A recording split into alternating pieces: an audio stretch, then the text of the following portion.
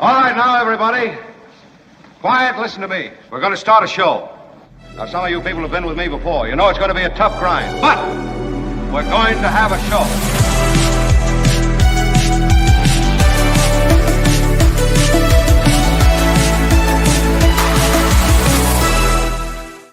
Thank you all for being here. Thank you. Well, what can I say? The pre-Thanksgiving recorded audience, my favorite. And we have a great program for you, taking stock of the fact that we will be dark Thanksgiving. You'll be doing other things also, I know. And Friday, we won't be here either. Although we will be dropping videos for Friday, Saturday, and Sunday. Isn't that right, Tony? Didn't we say we're going to drop videos? What days are we dropping new videos, yes, fresh content? Thursday, Friday, and Saturday. Wow. Thanks, Tony. Oh, that's even on Thanksgiving, we'll be dropping fresh content. These are conversations that I've had. You'll like them. They're good. They were warehoused, and I don't understand why they didn't run prior to this time. I blame you. Well, I don't think it's my fault, actually, Kim. Kim, how are you? I was going to suggest maybe it was your fault. But yeah. Look, let's not get into the blame game. We all know it's Kim's fault. Kim, how are you? The truth is that you will see them by the end of the weekend, all of them. And you'll see this live presentation if you're watching live, or you'll hear this episode whenever you want to hear it across the many places that carry the show: Spotify, iHeartRadio, the Apple Podcast universe as well, and you can even just listen on YouTube. A lot of people do that. Got some pictures to show you of something going on in the world right now. So the YouTube audience, you may want to look at the show in the next couple of minutes, because these images out of Hong Kong are really disturbing and relevant. And we'll share them with you in a moment. And if you're, obviously, if you're not watching the show and you're listening or whatever, you can find them on your own. But what's happening in Hong Kong is pretty awful. And I'll get to it in just a second. I just want to mention that John Rothmann is joining bottom of this hour, the first hour, the great John Rothmann, the professor, the sage. And then Michael Snyder, the culture blaster, will be here, a special appearance from him. Yep. Because the holiday Thanksgiving weekend movie schedule is one of the busiest in all of entertainment. So he'll be here with reviews and what you may want to see, what you may want to avoid, all of that in hour two. Kristi Noem, the Justice Department, that's not related to Kristi Noem. The American justice system allowing another dodge for what used to be, messing with elections was the holy grail of American justice. You mess with the elections, they take it very, very seriously. Kind of like taxes. Now it's the new America, depends on how you were messing with it. Everything's negotiable. And that's kind of what we end up today. As an American, it's so frustrating to have that out in the world. I just need you to find me. We have this sound, 11,780 votes. It seems to me so egregious, and now all the charges dropped. No, Kim makes a good point. You have it on tape. You have a recording of the guy saying it. And the fake elector scheme, there was a real active, aggressive strategy to undermine the results of an election. And maybe as you suggest, sort of the sine qua non, the best example of it was that recording. I just need you to find me 11,780 votes. It's so clear what was going on. It's also why I feel you cannot necessarily have confidence in the next election. Clearly, there is a sophisticated, well-developed strategy to undermine whatever election results don't fit a victory for the GOP. The number of people associated with the GOP plot to undermine the election was substantial. A lot of people are ready to sign on to that. You had John Eastman, distinguished attorney, a law professor. He was ready to, again, take over the Justice Department as Attorney General, declare that there had been irregularities in the election, and pursue this entire blueprint that was laid out. So we'll get to that in a moment. I did want to start with Hong Kong because I just think that there's a human toll being played out there right now. And so I'll ask you probably, Kim, to kind of lead us through that, since it's The Mark Thompson Show. It's a breaking news story at the moment. And what is happening there? So this is a fire at a block. They call it a block fire. These are towers that are residential towers where at least 4,000 people live in this series of towers. And some of them caught fire in this conflagration that is, you call it spectacular, because it's just, the whole thing goes up in flames. As of right now, 36 people are dead, 279 are missing. There are many more injured in the hospital as well. At least 29 people are hospitalized, 7 in critical condition. They say the fire is coming under control at this point. This is a 5-alarm fire. It's their highest emergency rating. They've got 800 firefighters working on this fire. All the roads near the towers have been closed down. This complex is at the Wang Fuk Court residential complex in Tai Po, which is in the Northern Territories in Hong Kong. It is made up of 8 31-story towers. 2,000 flats house 4,800 people. So that's what happens, I guess, when you have a massive fire like this in such close quarters. Again, 36 dead, 279 reported missing. And Hong Kong is one of those places where population center associated with it. It's like Manhattan. So that's why when one of these apartment complexes catches fire, there is the risk of loss of life. Tony's showing you the pictures. This is kind of what I was talking about before. And you get a sense for the complete destruction of this building. It is just really sad. They say many of the residents here are elderly as well, which means, you know, you're moving a little slower, maybe harder to get out of the burning building. One of the residents said they heard something at 2:45 in the morning. So most people were probably asleep when this fire broke out. Just incredible. We'll give you more as we find it. But for now, that's the situation in Hong Kong. And it's not a good situation at that. So. The Mark Thompson Show. Happy Thanksgiving, the ramp up to Thanksgiving. Thank you for joining us. Smash the like button, all of that stuff in YouTube land. It costs you nothing. It helps us. Smash it with your iron rod. Yeah, do it with your iron rod. Why not? I mean, it's and cheers to you all.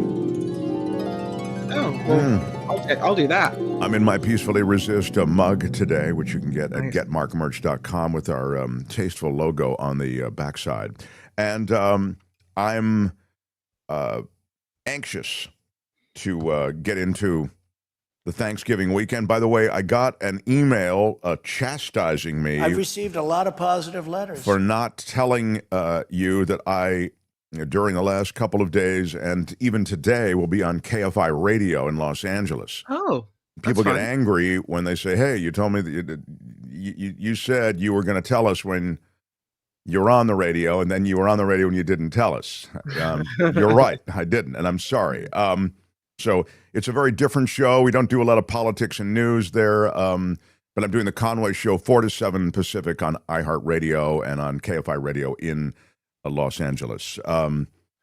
Anyway, that's that. I had one other email I wanted to share, but now I've forgotten what it is. Is there any other business? Yes, it's the meetup. I won't have another chance to tell you about it before it actually happens. It is happening Monday. It is our holiday hoedown, throwdown. If you've never been to one of our meetups, it's fun. It's an off-air thing. So the conversation is sort of more unvarnished. We'll have special guests passing through, and to old KGO listeners, which was sort of the birthplace of this show, you'll have many of the old hosts that used to be at KGO. Nikki Medoro will be there. Pat Thurston is coming through. John Rothmann. Maybe I'll put a call out to Chip, see if he wants to stop through. But in any case, it's going to be quite a good crew. Spencer Christian, who's a friend of the show. December 1st, it is Monday, 6 p.m. Pacific time, 9 p.m. Eastern time.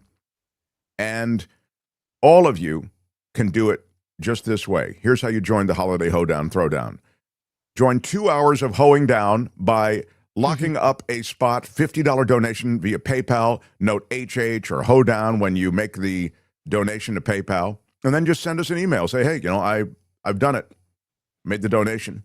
And you'll send that email to confirm your spot to mtsmeetup@gmail.com. mtsmeetup@gmail.com. Tony will be there, by the way. I know many ask Thanks, Tony. if Tony will be there. He will Someone be there has on to Monday. run it, right? He is running it. Yeah, he runs the whole thing. We So- know you're a good dancer. Is there any chance that we could get some dancing from you since it's a hoedown? Yeah, Tony. And Are a you- throwdown? I don't think she's talking to me. Oh, you I'm don't think talking to you. Oh, really? Yeah. What? I'm a good dancer? No, I made dancing famous on television by not Right. being a good dancer. Yeah. Yeah, that's when I was a weather guy, I had them play usually we started with hip hop, particularly because I'm so white that it just looked very stupid. And so the stupider and more awkward, the funnier it was. But no, I will not be dancing. But I'm now. Is there video, Tony, of the dancing weatherman? Can we get that? Maybe for the hoedown, we'll get it. Yeah. That might hit us because it's local channels. Yeah, Oh, 2 okay. hours of hoeing down. See you on Monday again. You can hit the $50 donation to PayPal. Tell us you've hit it, and then join us on Monday. We will have, I promise you, you will enjoy it. It'll be a good time. So, The Mark Thompson Show. all right, let's get into it. The Ice Queen, Kristi Noem. She is now, it would appear, being called out by the judge. When I say called out, I mean she may have some very serious legal repercussions as a result of shining on the judge's order to turn those planes around, those planes filled with immigrants who had been, in some cases, wrongfully detained, and in the judge's view, unlawfully detained. That is to say, you didn't go through the legal processes associated with detaining them as you're sending them to El Salvador and that notorious concentration camp down there, prison in El Salvador. So that became a controversial conversation around those actions, but it, at the same time, was a legal proceeding. And once again, to remind you, the judge in that case said, I don't care if the planes have already taken off. I don't care where the planes are. Turn them around and bring those people back. That was the judge's order. Kristi Noem and the administration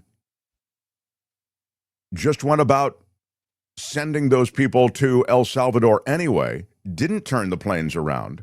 And now, based on questions from the court, the administration is saying, hey, it wasn't our thing. It was Kristi Noem who made that decision. She was aware of the judge's order, and she's the one who went on with this order anyway.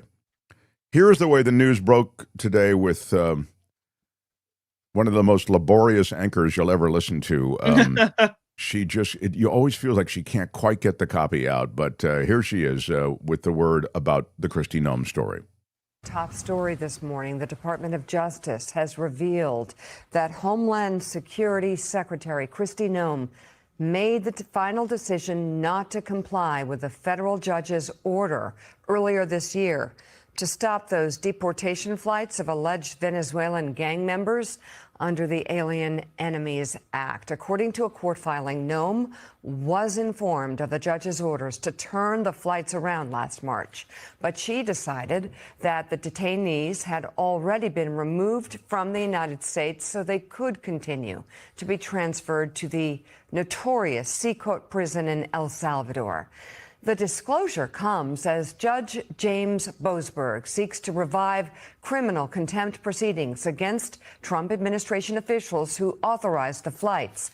The Justice Department argued the decision was lawful and consistent with its interpretation of the court's order, but Judge Boasberg said deportees likely did not receive due process. Additionally, a whistleblower has alleged former Principal Deputy Attorney General Emil Bovee told subordinates to consider ignoring court orders, which Bovee denied during Senate confirmation hearings.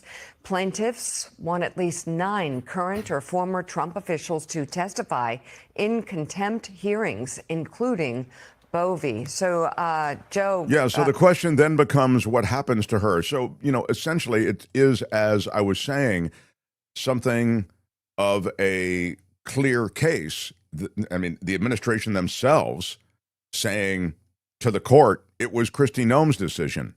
So, this is a contempt inquiry, right? You've got a contempt of court inquiry that's looming. And Kristi Noem could very easily be held in contempt of court.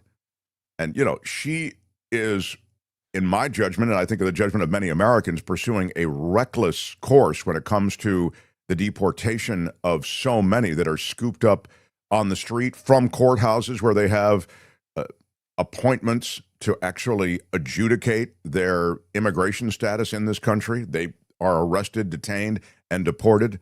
And this is, understand, a Stephen Miller strategy and blueprint, but the reality is that Kristi Noem is executing this, her ICE officers that she parades around, and these security missions that she also performatively videos, even the video in El Salvador of the notorious prison there, is all stuff that she's quite proud of, and it fits well into that Miller strategy. But when you look at what happened here with the rebuffing of the judge's orders,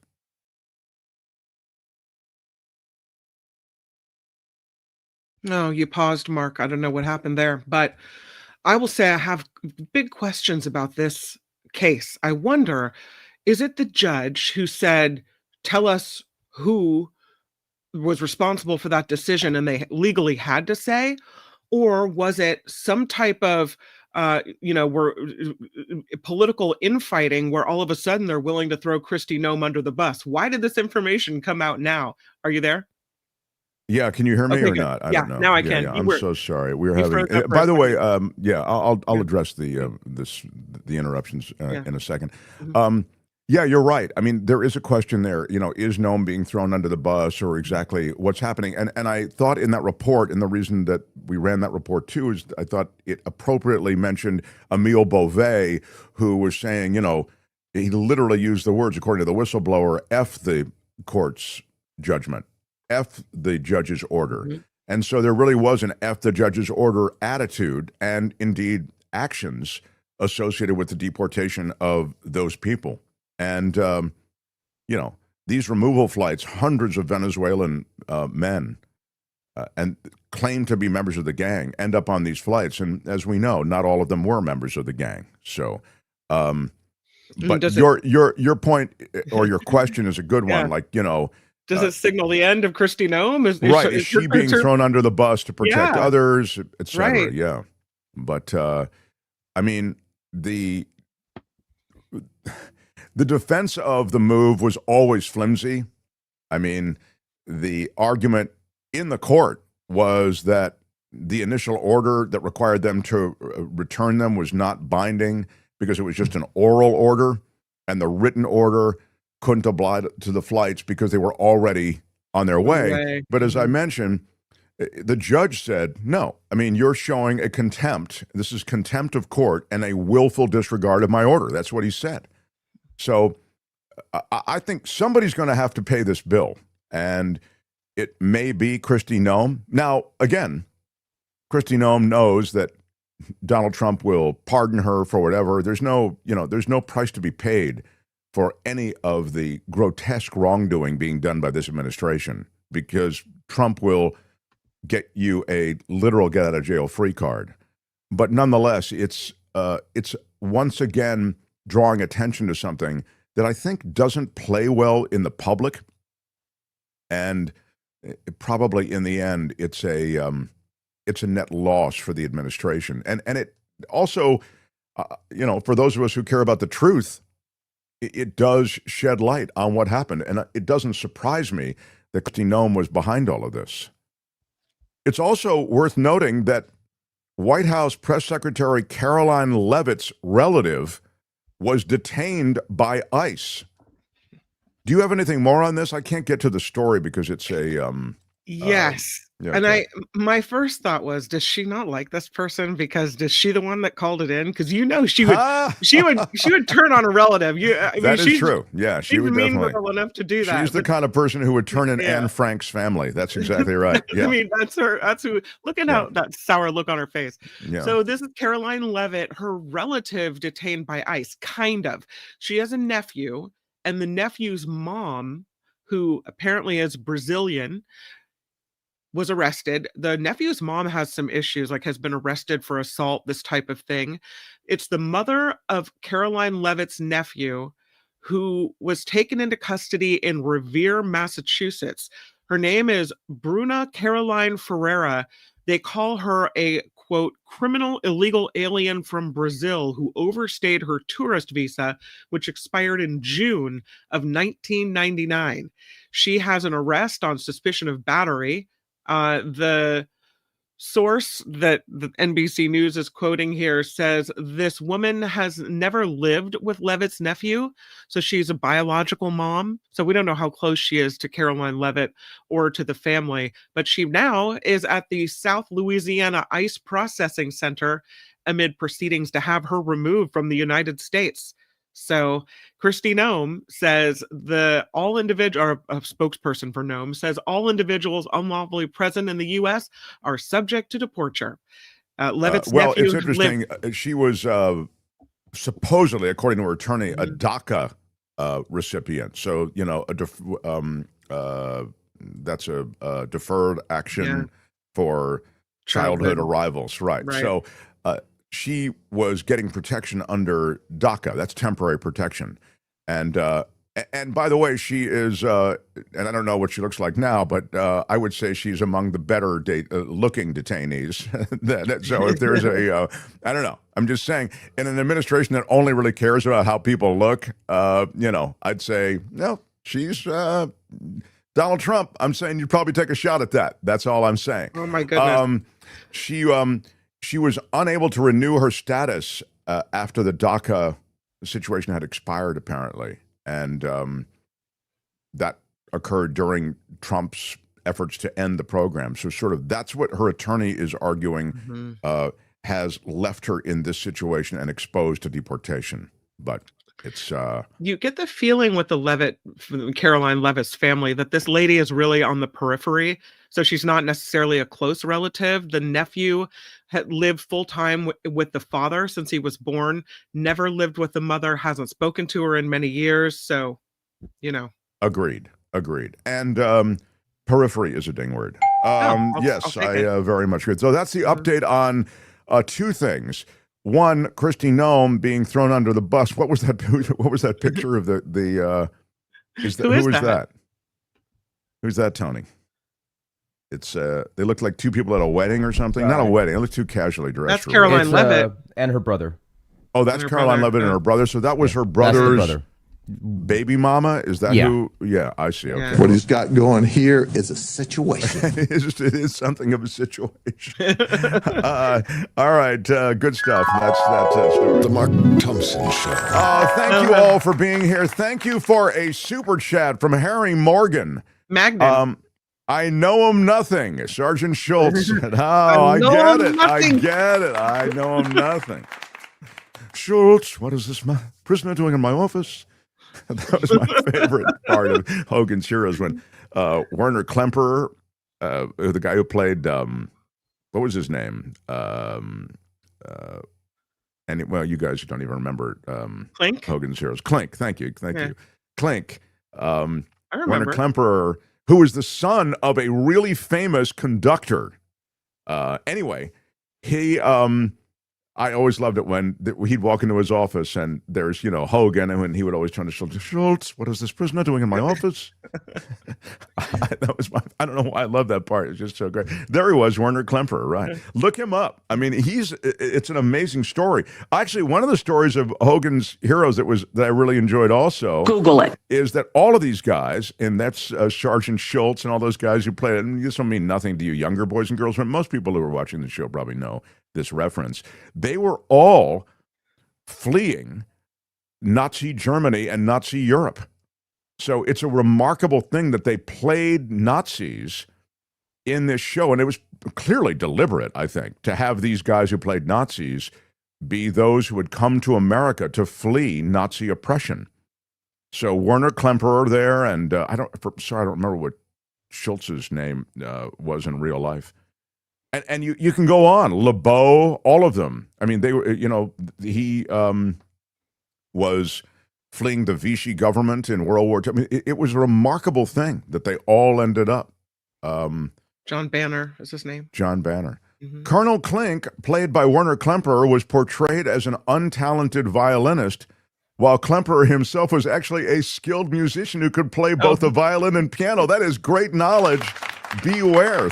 Be aware. Thank you for the super chat on that. I love that. Yeah, and his dad, as I say, was like, super famous conductor. So. Oh, that's interesting. I remember my dad watching that show. It was weirdly popular. I mean, weirdly because now, today, like, how would that pitch go? Hey, sit down. I got an idea. All right. It's a prison camp. World War II. I just think no. This is a comedy? It's a comedy, right? Exactly. Yeah. And the Nazis are idiots. And then all this stuff, they're tunnels and, but, so somebody wished us a happy Thanksgiving and wished everybody a happy that was Richard Delamater. Richard Delamater, who is now a reformed, a changed man. Thank you. Richard will make an appearance at the holiday hoedown. Is Rothman coming to the hoedown? I don't know. Well, we'll bring him on now, and we'll figure that out. Smash the like button like a boss, if you would. Iron rod. All of you who are here, we appreciate it. Costs you nothing. Please subscribe to the show. Hit the notification bell after you subscribe, and you'll know when we drop videos. There are special interviews. They're not super long. I'm going to think 20 to 30 minutes. Great conversations that are dropping Thanksgiving, day after Thanksgiving, and all through the weekend. We have special interviews for you, and some of them are funky and weird. At least one of them is super funky and weird. And if you watch them, you'll be able to know what I'm talking about when you see it and hear it. So we continue. The Mark Thompson Show. This guy is our former colleague from KGO Radio. He is a sagacious man of letters. He's a writer. He's an author. He's a historian. He's the great John Rothmann. Can I quickly add you? Warren Klemperer plays an unreconstructed Nazi in Judgment at Nuremberg. And if you want to see him in a serious role that he related to incredibly, that would be it. And I should also find out LeBeau, who was actually a refugee, as you pointed out, from the Nazis, used to speak as a survivor to Holocaust-related groups. And I hosted him at an event. He was absolutely spectacular. Wow. Very good knowledge from John Rothmann on Hogans Heroes cast members and their real pasts. I just want to make sure you never say again, I know nothing when it comes to me. Sagacious is a ding word. Somebody pointed that out. That's correct. The several Hogans Heroes cast members, it's pointed out, from Phineas, were in Judgment in Nuremberg. Oh, that's it. Robert Clary was the guy who played LeBeau. Thank you, Ricks. Appreciate that's correct. that. Now, I want to ask you first about the story that just broke, which is the dropping of the election engineering and the charges of meddling with the election that That's the Georgia case. Yeah, and in Georgia. You have, I don't know if you, I hate to say this. Yeah, we do have it. Go ahead, run some stuff. Oh, you do? Run some I'm stuff. very impressed. Yeah. Quiet, Rothman. I don't like it when you come on and call for stuff. Go ahead. Here we go. And we have breaking news. The new prosecutor in Fulton County election interference case is dropping the charges against President Trump and other co-defendants. Chief investigative correspondent Aaron Katursky has these breaking details for us. So, Aaron, this prosecutor took over after the previous prosecutor, Fani Willis, was disqualified for accusations of misconduct. So why is this new prosecutor looking to drop this case now? He says that never before and hopefully never again will our country face circumstances such as these, the effort to overturn the 2020 election results. But in a 23-page decision, Peter Skandalakis, who is the head of this nonpartisan independent group that took over the case from Fani Willis, says the case is now nearly 5 years removed from President Trump's infamous phone call with the Secretary of State in Georgia asking for extra votes so that he could win the state and therefore the election. He says 2 years have passed since the grand jury returned charges, and there's no realistic prospect that a sitting president will be compelled to appear in Georgia to stand trial on the allegations in the indictment.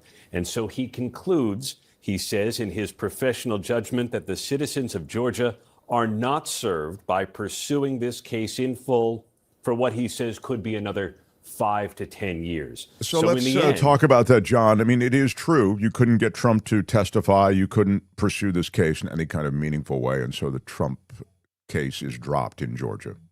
Does that mean that because we've been away from KGO all these years, no charges can be brought against us? You know what scares me? The lesson is break the law, do everything you can to avoid prosecution, and you know what? You might just get away with it. Well, Because you'll Donald get Trump away with it is- under this administration, but the lesson here is break the law, become president, and get away with it. I think even worse. Yeah, Even worse. Well, So the other thing I was in order saying, and to John, maybe avoid- you can comment on this because you're a scholar. I was saying that there was a sense in this country, particularly, that if you mess with the election process, it's really the holy grail. I'd say elections and taxes in America are two things you don't want to mess with the government on. And now I feel like it's open season on both at minimum. Yep, we can get away with it. And I have to tell you, that is scary as all get out. When you listen to the phone conversation with the president and Raffensperger, who was then the Secretary of State of Georgia, and you listen to what he was saying, it is absolutely election interference. It is absolutely election corruption. And I guess, sadly, Mark, the facts don't matter. And I know you're going to ask me about Senator Mark Kelly. And I want to tell you a quick story. Not that I want to change subjects, but I just want to get this out. In 1966, on the eve of the midterm election, Richard Nixon was campaigning for Republicans across the country. And Lyndon Johnson did Richard Nixon the biggest favor imaginable. At a press conference, Johnson accused him of being a chronic campaigner. Remember, Nixon had lost in 60 and in 62 for governor of California. And it resurrected Richard Nixon. The Republicans then chose Richard Nixon to deliver the pre-election speech on national television. For Nixon, it was a gift beyond measure. And that is what Donald Trump has just handed Mark Kelly. I doubt that many people know that he went into space 4 times, that he was a fighter pilot, that he served his country honorably. Now, everyone is going to know, and he is a true national hero, not to mention Gabby Giffords, his wife, who was shot. This is beyond belief. And let me tell you what really bothers me. Talk about the politicization of the Justice Department. Here you have the Attorney General of the United States, Pam Bondi. You have the Director of the Federal Bureau of Investigation, Kash Patel. And you have a clear open season on a sitting member of the United States Senate, not to mention 5 other Democrats who serve in the Congress as well. And where is the outrage? I mean, that's the thing that is so stunning to me.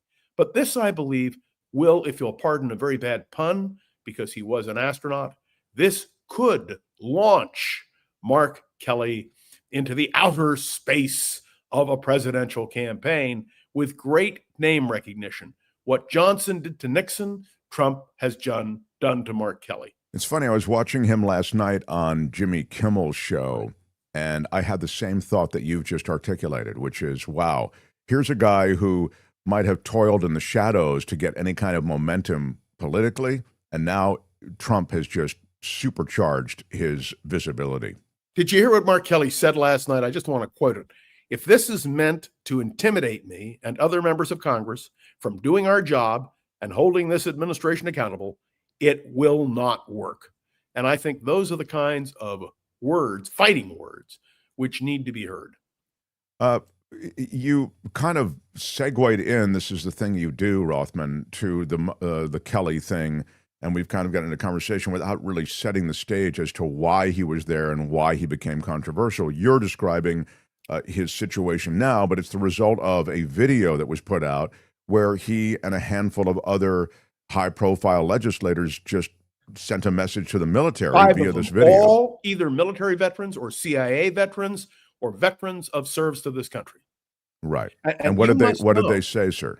Well, nothing that was seditious. They simply cited the fact that if you don't agree with an order, you have the right to refuse it. And by the way, this is the 80th anniversary. No. They didn't say if you don't agree with an order, you don't have the right to refuse it. They said if there's an unlawful order, you have the right to refuse it. That's what you determined to be unlawful.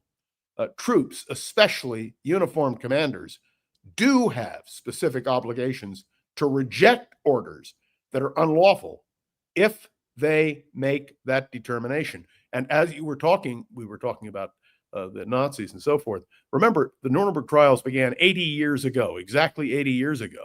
And one of the things which was clear is that you had to have a conscience. You had to be able to say no. You had to be able to refuse orders if you didn't agree with them. And that is part of the military code of justice, which all members of the military do. Now, let me say a word about Pete Hegseth. This is one of the most disturbing things, because Hegseth is the Secretary of Defense. Please note, I did not say Secretary of War. Only Congress can designate that we have a Department of War, and they decided in 1947 to call it the Department of Defense. That's what it is, legally. And Hegseth is the Secretary of the Department of Defense. And I think it's really important to understand the abuse of power that is taking place right now. And that's what really disturbs me. Hegseth is a disgrace. Well, the thing about Hegseth also, just as an aside, is that, he's so committed to the performative. He doesn't really have any depth. He can't manage his way out of a paper bag. He's clearly a talk show host. You know what I mean?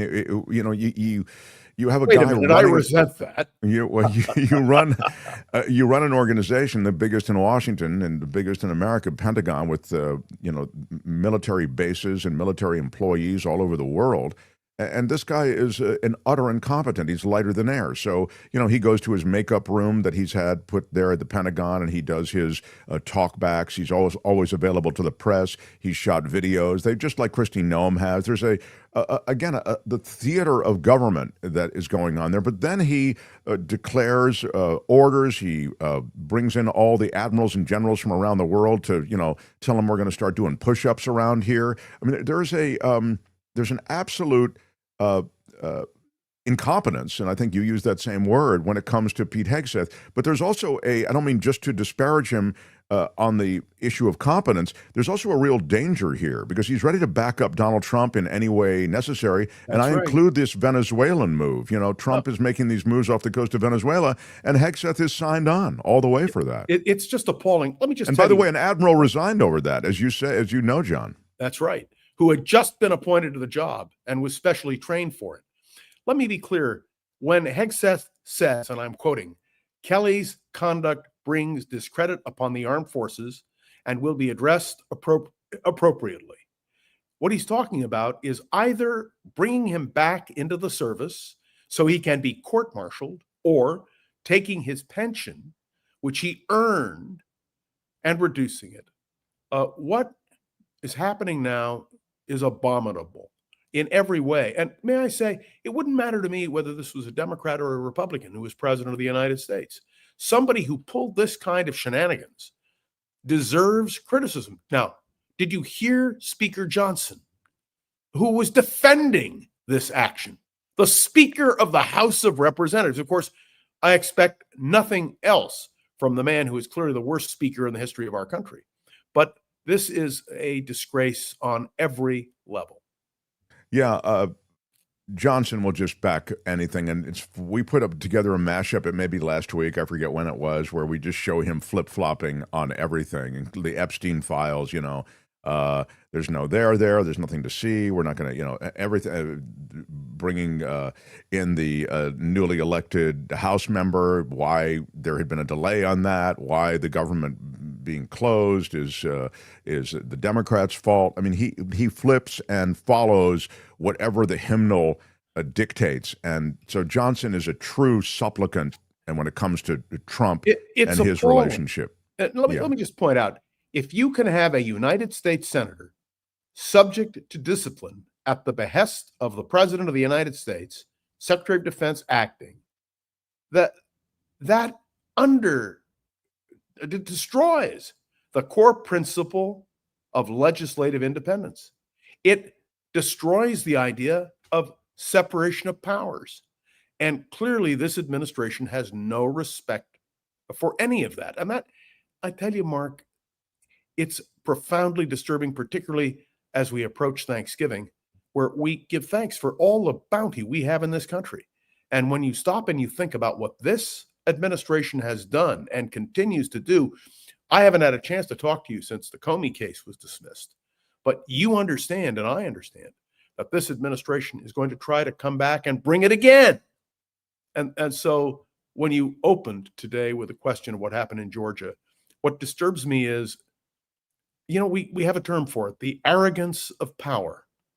And Donald Trump is infected with that particular disease, which plagues all of us. Well, it's a power arrogance that's manifesting itself in recriminatory impulses, that is to say, going after perceived enemies on a level we've never seen before. To use a Trump phrase, we've never seen anything like it. I've never seen anything like it. I want to ask Make sure you get to Ukraine, will you? I will get to that. I just want to button out the Georgia case. Tony, I sent you the audio of Trump's conversation, just a clip, I believe, of the 11,780 votes, and it bears listening to again if Tony can rally it, because I think it, as was demonstrated in our conversation here, it's just such a clear conspiracy to undermine the election, and yet here it is. You can listen for yourself. I just want to find 11,780. I only need 11,780. Yeah, so there it is. I mean, you can waffle and whiffle and try to massage that, but the fake elector scheme, it was all designed to undermine the results of the election. Do you remember with the fake elector scheme, we printed out at KGO all of the certificates for the fake electors. And the argument that was made is, well, the president has the right to appeal. And he did. And he lost every court case. He and his attorney, Rudy Giuliani, who is getting a pardon from the president of the United States. I'll tell you, it makes my old boss, Richard Nixon, look like a saint. I'm seeing in the chat some defense of Pete Hegseth as having served in the military. He wasn't just a talk show host. It's true that he did serve in the military. But when I talk about his incompetence, I'm talking about his management incompetence. He was a weekend talking head on Fox News after his military service. And he had never managed a major organization. He had a small nonprofit that he was in charge of. Belly up. And was credibly accused of financial mismanagement in regard to that. So he was effing up all over the place on the outside. He also credibly spoken of in terms of a drinking issue and about his harassment of women, paid out a settlement, as you know, a sexual assault allegation that he made go away with a $50,000 settlement. And so when you talk about Pete Hegseth, and I talk about Pete Hegseth as an incompetent, you can point to the fact that he had military service. I mean, that is completely immaterial. He is absolutely incompetent when it comes to running this organization. You can see it in his orders. You can see it in his disposition. Of the government. Yeah. There's more money there, more. I mean, it's. And I'll point to, if you need one more piece of evidence, the Signal Chat incident. So he peacocking on an insecure messaging platform is bringing in his wife, bringing in family members, and telling them about a coming attack on Yemen. Later, he talks about, well, it wasn't a successful attack, so it didn't clearly seem to affect. Well, actually, it wasn't a successful attack. But Hegseth knows that people like whoever it is in the chat defending him will just swallow whatever he serves up. Hegseth is an incompetent. Hegseth is a danger to this country, and Hegseth continues to be someone with tremendous power to back us into all kinds of conflict, and now to conflict and Ukraine and Russia. So this Ukraine peace plan, the Russian peace plan that appears to have been served to Ukraine, is scandalous, I think, for the way it also was birthed through Witkoff, who is a total amateur also. I'm telling you, the Trump administration is amateur hour. The reason Witkoff is there, Steve Witkoff, who handled Mideast negotiations, and now Jared is handling Kushner. the Ukraine negotiations, is because he was the golfing buddy of Donald Trump. He's a real estate billionaire, and he knows Trump that way. He doesn't know anything about diplomacy. He knows nothing about these regions and the history and the culture that you need to know to bring about a lot of these negotiations. And so, Jared Kushner. Don't forget the fact that Kushner's there. Well, and Kushner's involved in the Middle East stuff. No, he is with they're together negotiating. Oh, I didn't know that. I know that Yes. Witkoff's right-hand person, I know, is not Kushner, but some. Okay. Anyway, go ahead. You can shed more light on it then. Apparently, Yeah, Witkoff and Kushner are there together. But did you see the transcript of the conversation of Witkoff advising how to get to Donald Trump? Yeah, this how is the scandalous Russians should part. Butter That's right. him up. And well, who was the conversation with? It was with Witkoff and the Russian diplomat who was involved in this. So he's talking to the Russians about how to get Trump to swallow this Russian deal. Go ahead. It's just, it is so incomprehensible. But you know what really bothers me? The failure of Congress. The Republicans have completely bankrupted themselves. They've sold their souls. If you've ever read Stephen Vincent Benet's novel, The Devil and Daniel Webster, this is exactly that kind of scenario where they've sold their souls. And I got to tell you, I hope there's accountability. Now, the midterms are fast approaching. And a year from now, when we are together on your program, please notice I pointed out it was your program. Let us be. Well, I oftentimes don't realize that when I'm speaking with you. That's my point. Let us be clear. What? Notice we can laugh about it, ladies and gentlemen, but it's going to be clear. If the Democrats take control of the House, it doesn't mean the problems are over, because the Republicans will still control the Senate, or at least be very close to control. So as people ask me about impeachment, and I've done this 1,000 times with you on the radio and with our audience, it's one thing to be impeached by the House, and the grounds are there, make no mistake. But to be convicted by the Senate is another issue. And I assume that by next week, maybe by next week, we will know what the Supreme Court is doing on tariffs and on the power of the president. All of these are pending cases. So the firewalls here are the Supreme Court and the midterm elections. And let's just hope that things turn out. Otherwise, I really believe it is a threat to American democracy, without any question. Well, I mean, I don't know what American democracy means when people like you and others use the phrase. I presume you're talking about the election, because the reality is that those things we associate with this democratic republic, freedoms that we presumed were locked in, they're gone. I mean, when you can start yanking people off the street and throwing them into vans, You're right. It's terrible. And look, if you can start prosecuting and threatening prosecution for people saying things, the free speech associated with what those senators and Congress people said on that video. I mean, it's insane. And there's nothing wrong with that video. I assume you played the video for all the listeners. There's nothing in there which is against the law or is criminal. And may I point out that members of Congress are protected in their speech when they are talking about things that they are doing officially. So there are no grounds for any action by the Justice Department. And I think that's the other thing that's incredible. To bring these charges, to talk about the president talking about putting to death 6 members of Congress for sedition is beyond. That's why I'm saying that on some level, but when you're talking about the democracy, you're talking about the Supreme Court. And by the way, the fact that you'd hang hopes on the Supreme Court, I think, is kind of the pathetic nature of things for all of us. This is a concierge court handpicked by Trump.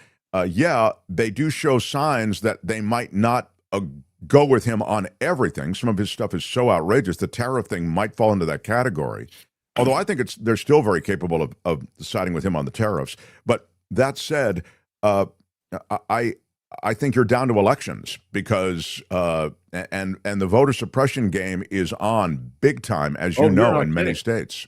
Look at the redistricting situation. Look at Trump is even going to Indiana and saying if they don't vote for this redistricting, he'll make sure they're challenged in the primaries. And look what's happening in Texas. These are appalling things. May I make one other? I know you've got a lot. Well, I like that you mentioned the Indiana thing because it looks as though more and more of these states are caving and acceding to the president's wishes, even as some were saying, no, we're not going to do it. It's not popular to do. And they saw a political price that they might pay by doing it. Now Trump is leaning in and doubling down, to use the phrase, and saying, no, you'll do it, or I will see to it that you are primary and thrown out. And there's a lot of speculation about who will succeed Trump in the Republican Party. And it was interesting that Trump basically backed a ticket of Vance for president and Rubio for vice president.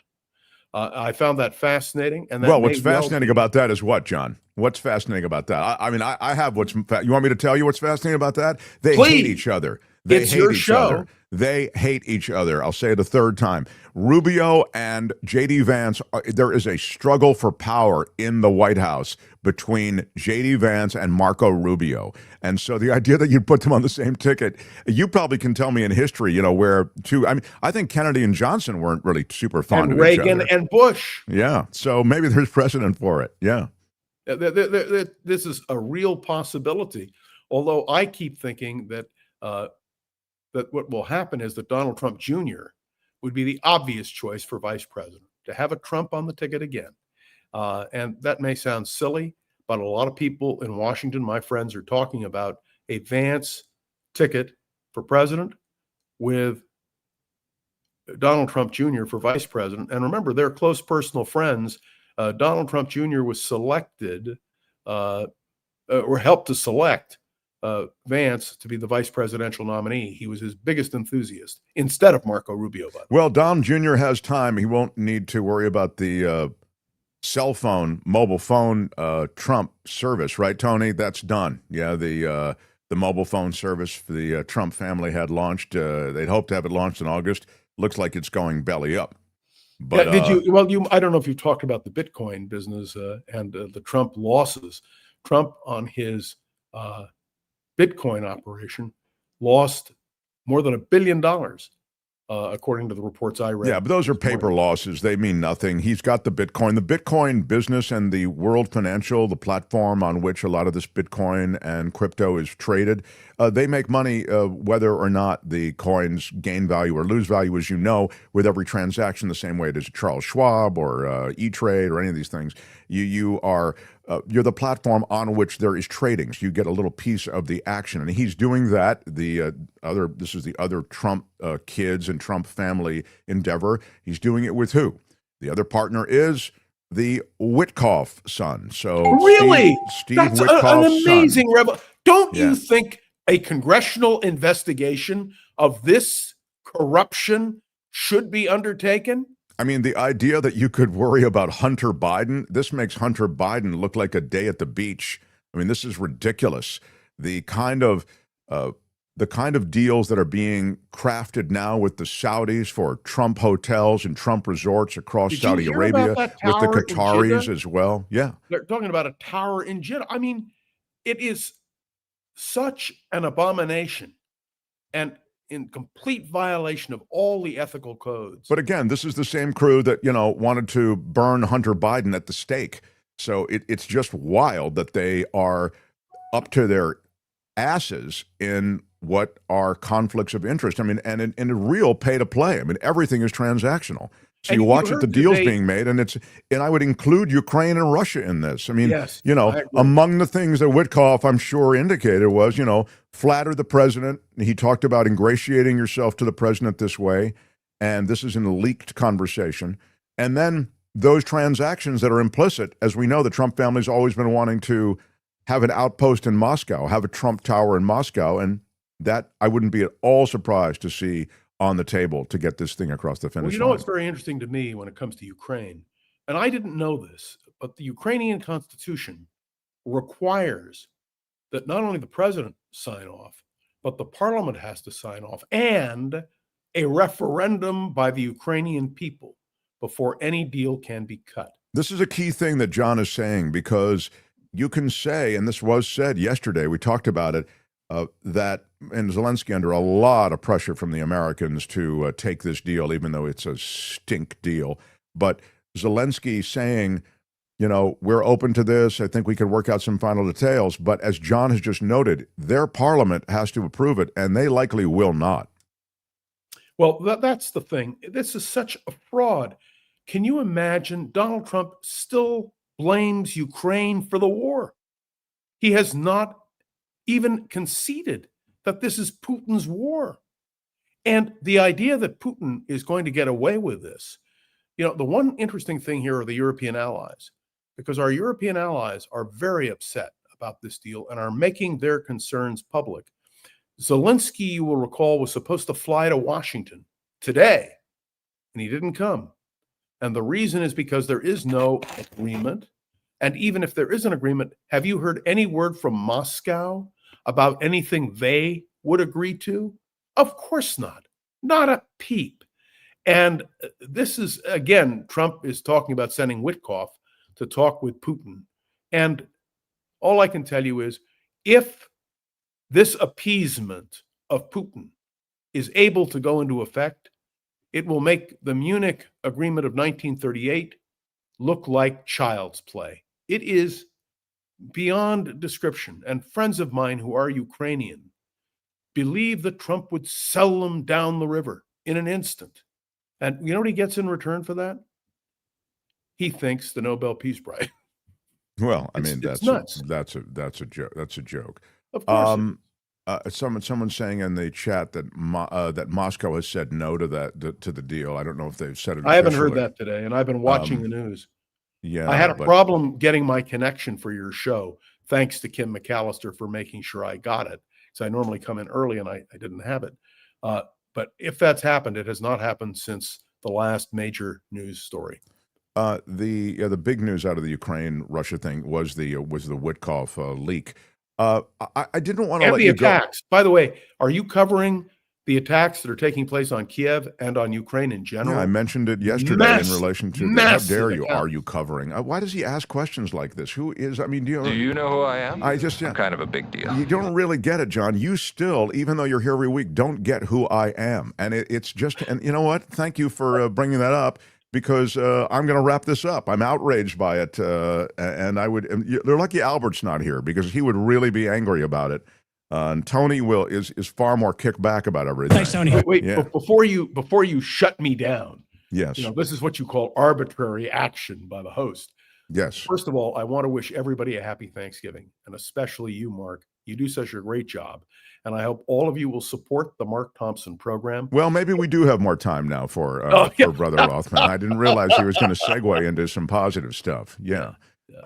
Thank you, John. You're wonderful. We appreciate all of your contributions on a weekly basis, and it's one of those things where talking to you reminds me of the relationship we had at KGO and a great program that you did, and just a wonderful radio station that was important to the community. And I look back wistfully at those times, but by the same token, I recognize that, we can embrace this new independent medium. We can do a lot of stuff here we couldn't do on KGO. And so I'm hoping that, some of those positives begin to also have kind of a lasting impact.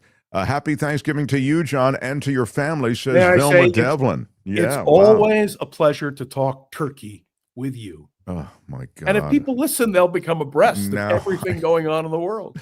And would you like me to continue, or do you want to shut me down? Happy Thanksgiving to you, John Rothmann, says Daniel Martin, and a lot of to Tammy and Vilma, a lot of the people who loved you on KGO love you here too. God bless you, from Mindy, and so on. You can read the rest of the greetings for yourself. You can find him on his podcast, Around the Political World with John Rothmann. May I just interrupt you and say it is now a 15-minute podcast, and we now have sponsors at the beginning and at the end. So we had a real demand, and we're happy to do it. And of course, don't forget the voice of San Francisco, which also, it remains a 10-minute podcast every day. Although, to be fair, I'm taking tomorrow off. Oh, well, blessings to you, sir. Congratulations on all the success. John Rothmann, everybody. Loving it. Bye-bye, Johnny. Bye-bye. I've told you, it's never easy being in this business. The Mark Thompson Show. Where are my weed smokers at? Any weed smokers on Thanksgiving? Who does who gets a little light buzz going before Thanksgiving dinner? Anybody? I mean, where are my weed smokers at? Well, I'm just saying, it doesn't have to be a smoke. It might be edibles or whatever your deal is. But I'm just saying, who among you feels like, hey, I enjoy family, but I'm going to enjoy them even more if I get just a little light buzz going? Yeah? Who is having that conversation? Asking the question for a friend. Asking the question. Can I call a point of order on the Mark Thompson Show? Please. I'd like a major announcement, if I could. Oh, wow. All right. She's calling major announcement. Major announcement from the Mark Thompson Show. A major announcement. Yeah. Wow. Let me see if I can read this, because it's in such a tiny screen, but I do see $200 from Lori Dolly. This is incredible. I mean, what? Very generous. I know. Jeez. You want me to read it? Comes not a second too soon. Here's to fall and winter, and seeing us through the good and dark times with the fantastic team, Mark, Kim, Tony, and Albert. Kudos, too, for all the amazing regulars each week that keep us informed in a most interesting way, in memory of the one and Yeah. In memory of the one and only Jim Avila. Keep on keeping on. Lori, thank you. Your generosity means a lot at a time when the show is needing the funds, and your comments and sentiment so appreciated. Thank you so much, Lori. Here's our Jim Avila. There's always been in this country 30 to 35% idiots. I miss Jim desperately. So, really sweet, Lori Dolly. Wow, you're amazing. $200 into the show coffers, and that is just the coolest. A big shout out. I'm not gonna cry. I'm not gonna cry. Well, it's too late. But I would say thank you so much. Thank you so much. Thank you so much. Thank you so much. Mark, let's not forget to ask John if he will be at the meetup this coming. Is Rothmann? Rothmann, are you coming to the meetup on Monday, 6 p.m.? I didn't know about it, but now that I do, let me assure you, I wouldn't miss it for anything. Send me the link. That is great I just news. Sent you a thank you for the link. Can you describe what is the event that is taking place? It is, I'll describe it to you and to all the boys and girls, because they're really, you can sign. So Monday. Mark, I just lost him. Yeah, he's back. Go ahead, Mark. December 1st, 6 p.m. It's our holiday hoedown throwdown, everyone. You better believe it. There's going to be dancing, John, dancing. Dancing, dining, cocktails. It's going to be amazing. Of course, you'll have to do all of that at your place because it's virtual. You never need to leave your home. I love it. It's my favorite kind of social event. The Holiday Hoedown Throwdown takes place on Monday at 6 p.m. Pacific, 9 p.m. on the East Coast. 2 hours of hoeing down. And now that we know that our head hoe is coming, John Rothmann, it's going to be even more fun. What? $50 donation via PayPal. And you'll note on the donation at PayPal, HH or Hoedown, whatever, then send an email to say, hey, I made the donation, send me the link, and we'll send you a Zoom link. MTS Meetup is where you send that confirmation email. MTSmeetup@gmail.com. MTSmeetup@gmail.com. Make sure that I send John Rothmann the link, please. That's it. Please send me the We'll link. make sure we get you on. And I want to tell you, I almost didn't make it this morning because we didn't have a link. And if it weren't for Kim's efficiency, brilliance, compassion, and caring, I would have had to talk to myself, and that would have been a disaster. Wow. Kim, how are you? Man, yeah. Well, that's why she's on the case. I love it. All right, Rothmann, thank you. We'll see you on Monday. Happy holidays and all that kind of thing. Yeah. I was happy Thanksgiving to Mark, Kim, Albertoni, and all the remarkables, says Vilma Delvin with a $5 super chat. Thank you for that, Vilma. And a shout out to you Big and your family. You are an OG of this show. Hollywood Cowgirl with a $20 super chat. Wow. Big shout out, Hollywood Cowgirl. Big shout out. I like Robert Reich's idea. Memorialize the treachery of Trump and his enablers with a monument on the White House lawn called Trump's Treason. That monument names everyone who supported the anti-American agenda. Wow. Well, I feel as though Trump has sort of set the table for that, not just with treachery and with corruption, but with the trolling that he's doing, official trolling inside the White House and on the White House website. I mean, that hall of presidents that now he's set up. As you know, he has all these presidents there, and then when he gets to Biden, he has an auto pen, Obama's picture he's had put somewhere where really no one can see it. So he sort of set up the trolling. And now I mentioned the White House website. The White House website also has become this perverted place in which the administration really craps all over Biden and Democratic administrations. Talks about cocaine found at the White House. This is an official White House website that talks about moments in White House history. And so they start, it's kind of like a prank unfolding. They start with legitimate moments in White House history, and then they turn toward the cocaine found at the White House, the International Trans Day celebrated at the White House, the Muslims welcomed into the White House, because these are the things that he knows and they know will resonate with their base. But the idea of what you're talking about, kind of something memorializing the corruption, let's hope the White House is still in play ever again. Bo says, looking forward to the hoedown. I'm guessing B-O is Brad, maybe, is what I'm thinking, from Chicago, who is going to be part of the hoedown. Looking forward to the hoedown, Mark Thompson party people. Since everything is about open corruption these days, I want to offer a little, quote, token of appreciation, a.k.a. payoff, to be sure I get one of the best seats. Very clever, sir. Well, B.O., you are a big part of every meetup. And this holiday hoedown should be more fun because you are on board. Latasha Jackson says, my birthday is Friday, 11/28. Wish me happy birthday, Mark. Happy birthday to Latasha Jackson. Latasha Jackson, you are born a month before my brother is born. Oh. He is 12/28.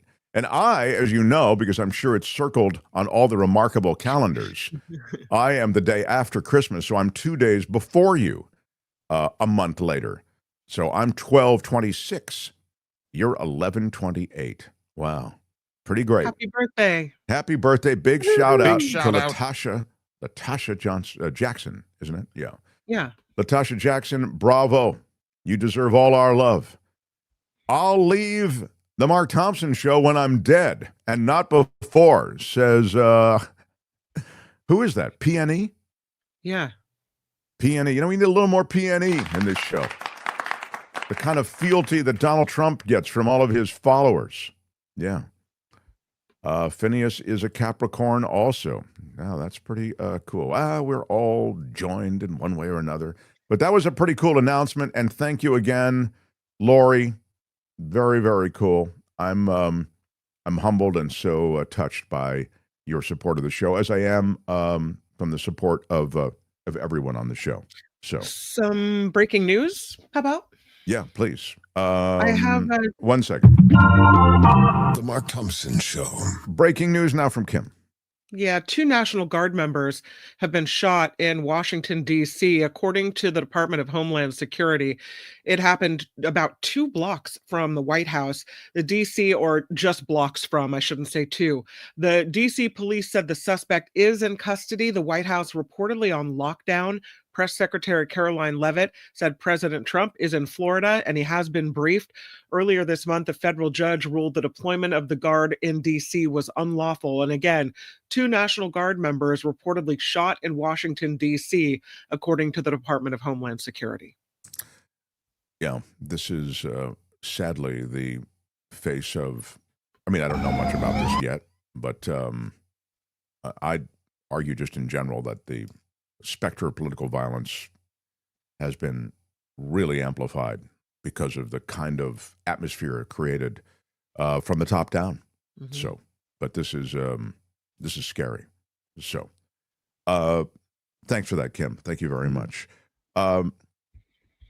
Now, I wanted to address something that was happening on the show, and I got I've received a lot of positive letters. I did get some emails on it. So my signal or something with the way in which my signal is interacting with our platform is becoming staggered, and those who are watching on YouTube, you can see me freeze up at times here. The image freezes up.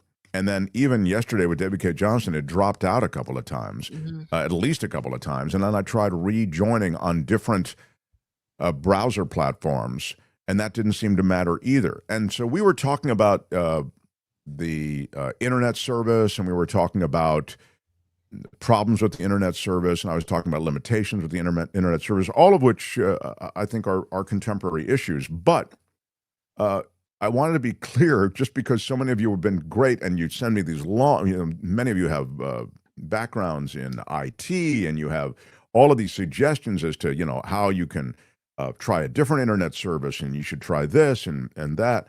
And the thing that we established, though, was it was not an internet problem. In other words, everything else on the computers and the television, which is on for breaking news and this kind of thing in the studio, that's all still working, and it's streaming. So you know that it's still getting internet. So my problem wasn't an internet problem. It's a problem with the platform we're on, which is a state-of-the-art platform called StreamYard. And Tony actually dropped out, and that was early in the show yesterday because of an internet problem. They're working on the internet in his neighborhood. And they literally turned it, which is really bad because we had planned on some stuff. We meet before the show and we set up videos to share with you, et cetera. Couldn't play any of them because Tony wasn't there. So my point is that 2 points, really. First, thank you, because so many of you did have constructive suggestions. But the second point is some of those suggestions just aren't applicable because, as I say, there's some issue with the way this stream is handling on this platform my signal. We've had the same kind of issue occasionally with other people, and we're seeing some sort of glitches in the matrix in different ways. But what I would say is that we're still working on this, and I don't know that I don't know what the answer is, but it is in StreamYard. It's ironic. I say it's ironic that while you're talking about this, your stream is breaking up and you're I know, I was thinking that too. I'm like, how funny. You're all pixelated. You're like, it's my stream is not funny, but I don't know what everyone in chat, he is not on Wi-Fi. He is wired. It is a Cat 6 cable. Trust me. We have done everything right. And I don't know So, I don't know what to do. I yeah. mean, I can rejoin again. Like I just moved from That made it worse yesterday. Yeah, from Chrome to Firefox to Safari. Yeah. I moved from one thing to the next. You can, it's just a very frustrating situation, and Yeah. I don't know what to do. I just don't know what to do. Computer needs keep- more RAM. Is that what? Is that what? That's a little expensive these days if you've kept up on the news on that. Woo. I mean, I've got a computer that's dedicated Yeah. purely to this show. Yeah. Nothing else is done on this computer. Nothing else is So, even running on it. So Yeah, I really don't know how to make it work. But so exactly, I don't know either. I'll keep researching, but we've done everything right on our end. So yeah. Okay. I know. So are you able to see me, or should I leave and come back? No, you're or good. What do you think? You're coming back. I noticed that other pro-democracy. But I can't even call up a message right. I can't even post a comment. For some reason, I don't know what's happening. The mouse doesn't respond. So anyway, Well, you're I having noticed all other kinds of trouble. pro-democracy channels like Midas Touch never ever have this problem. Are they on a different streaming than StreamYard? Maybe you do need a new updated computer with more memory, more RAM, more bells and whistles and all that jazz. Maybe. Gosh, I mean, I hate to. You just got that computer. I don't know. You just got that one you're on right now. We just got this in the last year. Like a few months ago. Yeah. Mark looks like he's streaming on AOL circa 19 something. I don't know about this, Tony. By the way, Midas Touch Network actually does have issues with StreamYard. I know this because I've talked to people at Midas Touch Network, and they tell me, we have the same problem. We've had it bail right in the middle of an interview. We've had it actually, not be available to us. So it does happen. But I agree, when you watch a lot of these other broadcasts, you don't see it. Now, one reason you may not see it is because they're not doing anything live. Everything they do is posted on YouTube. They do have live shows, but some of those shows have been affected by StreamYard. So, but I'm saying a lot of the stuff they do is not live. So I don't really know. I mean, I believe me, I'm ready to take any solution. I used to have the same issue with StreamYard until I used Chrome with malware bites. Thank you from In the Moment, Paul Sisler. I am on Chrome. I don't know about the other thing you're talking about. That's an extension, probably. We can look into that. I'll look into that. Whoever is producing this thing, exactly. I don't know what the... So anyway, thanks to the audience for time for a Linux box. He says, check for malware viruses. I blame Albert. Yes, indeed. Albert, thank you. I miss the days you don't on the radio, Tony. I used to blame Albert for a lot of stuff, which was a lot of fun. But that's where that was when we were using the "Why Are You Yelling" in such a great way, because I would just that's what the kids paid for. Like they want to see John McEnroe yell at the umpires in tennis, and that's why. Why are you yelling? Yeah. Like the rest of us old guys, you need a stronger stream. I get it, says Tim. Right? Yeah. How about smoking a joint and forgetting about it? Says Richard Delamy. All right, let's get into some news from Kim, and then I've got the Culture Blaster coming through to tell us about what's going on for the weekend in terms of entertainment. Hey, all, it's nice to hear. Can you post that now? I can't. My mouse isn't working, so... I am. Do you see it in there, Kim? Mm-hmm. Hey, all, it's nice to hear I'm not the only one getting hosed by YouTube's algo. F them bees. Stay monetized. Angel with the Bay Area sends us $10 with a super chat. Thank you for that. I am sorry you're getting hosed. Big shout out. That's no fun from YouTube. Yeah, the algorithm is playing down our stuff. A lot of independent voices are suffering the same fate. That's why... we are kind of in a crisis adjacent mode a little bit. But Mike and Willowgren, have you turned it off and back on? Yeah, we tried turning off the neighborhood and then turning the whole neighborhood back on, and we just can't get this thing to behave. But I do. That's what we did. I've rebooted several times. So I will say, though, and that's interesting that you mentioned your whole neighborhood power outage. We didn't really have this problem until that happened. I guess that's true. I don't know. Yeah, It's I don't been know. Something happened over there. It's been a rough ride now. I don't understand it, but I don't know if you want me to get into a story or two, or if you'd like to quickly do news and. Let's do some news. I like it. All right. So news upcoming, and then, as I say, Culture Blaster follows as well. Mark Thompson Show. The Mark Thompson Show.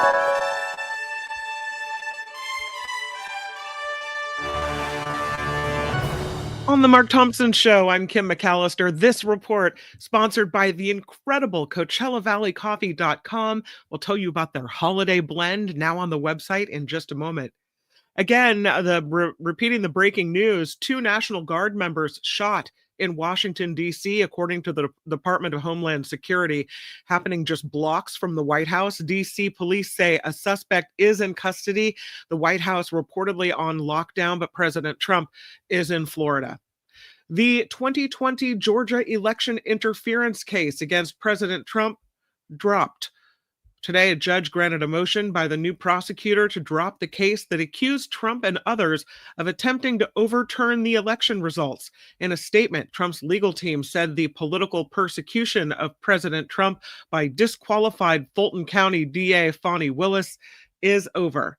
Can I get I just need 11,780 votes? Yeah. Yeah. Do you have that, Tony? I just need We have that drop? 11,780 Where's that votes. Yeah, that we had. Man. The drop is buried somewhere. But, All right. Tony, I had the audio. But anyway, yeah, it was right there. But and it seemed as though that state charge had the greatest chance to achieve some altitude, because there was a conversation involving Trump, and there was a clear scheme to undercut the election. But the reality is that, as the court noted, and as the dismissal noted, getting the sitting president in to testify, that's the key. If you can make it to the finish line, then you go ahead, play it. I just want to find 11,780. I only need 11,780. Yeah. So. The Court of Public Opinion finds him guilty. The 2020 Georgia election case, again, dropped. House Oversight Committee Chair James Comer is sharing concerns that conspiracy theories could drown out the Jeffrey Epstein investigation. During a recent interview with Politico, Chair James Comer drew comparisons to the 1964 report led by Chief Justice Earl Warren on the assassination of former President John F. Kennedy. The Republican congressman shared fears the report will be like the Warren report and no one will ever believe it. That so much has come out, so many rumors have been flying around, that when real documentation comes out, no one will believe it. The FBI says it plans to interview Senator Mark Kelly and 5 other Democrats who called on troops to disobey illegal orders. The FBI has reportedly been in contact with Capitol Police to schedule those interviews. The Democratic lawmakers, who all serve time in the military or on the intelligence community, appeared in a viral video last week urging service members to disregard orders that are unlawful. President Trump responded on social media by calling it seditious behavior punishable by death. Yeah, this is, and I think the one thing that is, in addition to the sideshow, which is absurd, the idea that you would prosecute them and you'd, demand any kind of legal action against these people who put this video out. They're just all distinguished military service people who've moved on to public service in other ways. But the one thing I would say, and I think it was worth noting, and I'm glad we did note it earlier, is that this has supercharged Mark Kelly in a way that he will, I believe, benefit from. He's someone who has suffered personally at the hands of political violence. His wife was permanently injured as a result of being shot in the head. Kelly himself, has had his family affected by this and has distinguished himself in so many ways in terms of his service. And I think he could be a rising star in the Democratic Party in a way that all of this attention from Trump animates and actually amplifies. So this is awful what Trump has said and done, and it's also awful because it gets into the public space the notion that you call for the death penalty for these people who have exercised A, their First Amendment freedoms, but B, nothing but the demonstration of adherence to the law on the part of the military. But the positive is that I think it has brought attention to Mark Kelly in a way that he might not have been able to achieve had just the sort of passage of time and general talk shows and going on Meet the Press and Face the Nation ever have brought to him. As Mr. Rothmann mentioned earlier, Kelly was on the Jimmy Kimmel show last night, and here's a quote from Kelly to Kimmel. "It's kind of wild because we recited something in the Uniform Code of Military Justice, and he's going to prosecute me under the Uniform Code of Military Justice for reciting the Uniform Code of Military Justice." He said, "It's so ridiculous, it's almost like you can't make this S up." Yeah, indeed. Yeah. In other news, I will say, got to scroll back down, Indiana Republicans have changed their minds about redrawing the state's congressional map. State Senate Republicans now say they plan to convene in December to vote on redistricting to change from the previous decision earlier this month when Indiana Senate leaders said there were not enough votes for a new congressional map. The Senate now says it will meet December 8th. The House says they will consider redistricting on Monday. President Trump has been critical of Indiana Republicans who were opposed to redistricting and has accused them of possibly depriving Republicans of a majority in the House. This is pretty big because they were the ones who rebuffed, that is to say, the Indiana legislature rebuffed the demands to redraw these districts, sort of to game the system the way it was initiated in Texas. But now, with additional pressure applied, they seem to be caving. Potentially, they're going to vote on it. Mm-hmm. A U.S. envoy will be in Moscow next week to negotiate a Ukraine-Russia peace plan. An advisor for Vladimir Putin is confirming that President Trump's envoy Steve Witkoff will be visiting the Kremlin. That's okay, because they have really good relationships with Witkoff, right? The news comes after Ukraine reportedly said it had reached a common understanding with the Trump administration on the outline of a possible peace deal. On Tuesday, Trump said Witkoff would be headed to Russia after his 28-point peace plan had been fine-tuned with additional input from both sides. Yesterday, David K. Johnston talked about the fact that Donald Trump is a Russian asset. And he didn't mean he's a Russian spy. He even made the point that, Donald Trump, not saying he's in colluding with Russia in some kind of spycraft way, but I'm saying that he's an asset to Russia in the sense that his interests align with Russian interests. I'd suggest to you that Steve Witkoff is the real asset in this administration to Russia. It is astounding to me that Witkoff basically gave Putin and the Putin functionaries the way in which to approach Trump. I mean, some of what he's saying, they kind of knew, like flatter the guy. I mean, you don't need some, spy decoder ring to know how to deal with Donald Trump. He's pretty obviously succumbing to those who ingratiate themselves that way. But the other things that Witkoff is saying, and the fact that he regurgitates what is a Russian deal on Ukraine, I think that all speaks to the fact that he is a Russian asset. And again, not to say it's spycraft, but to say that I don't know what's happening with Witkoff and Trump in terms of the quid pro quo, in terms of what they are getting from the Russians, but they're getting something.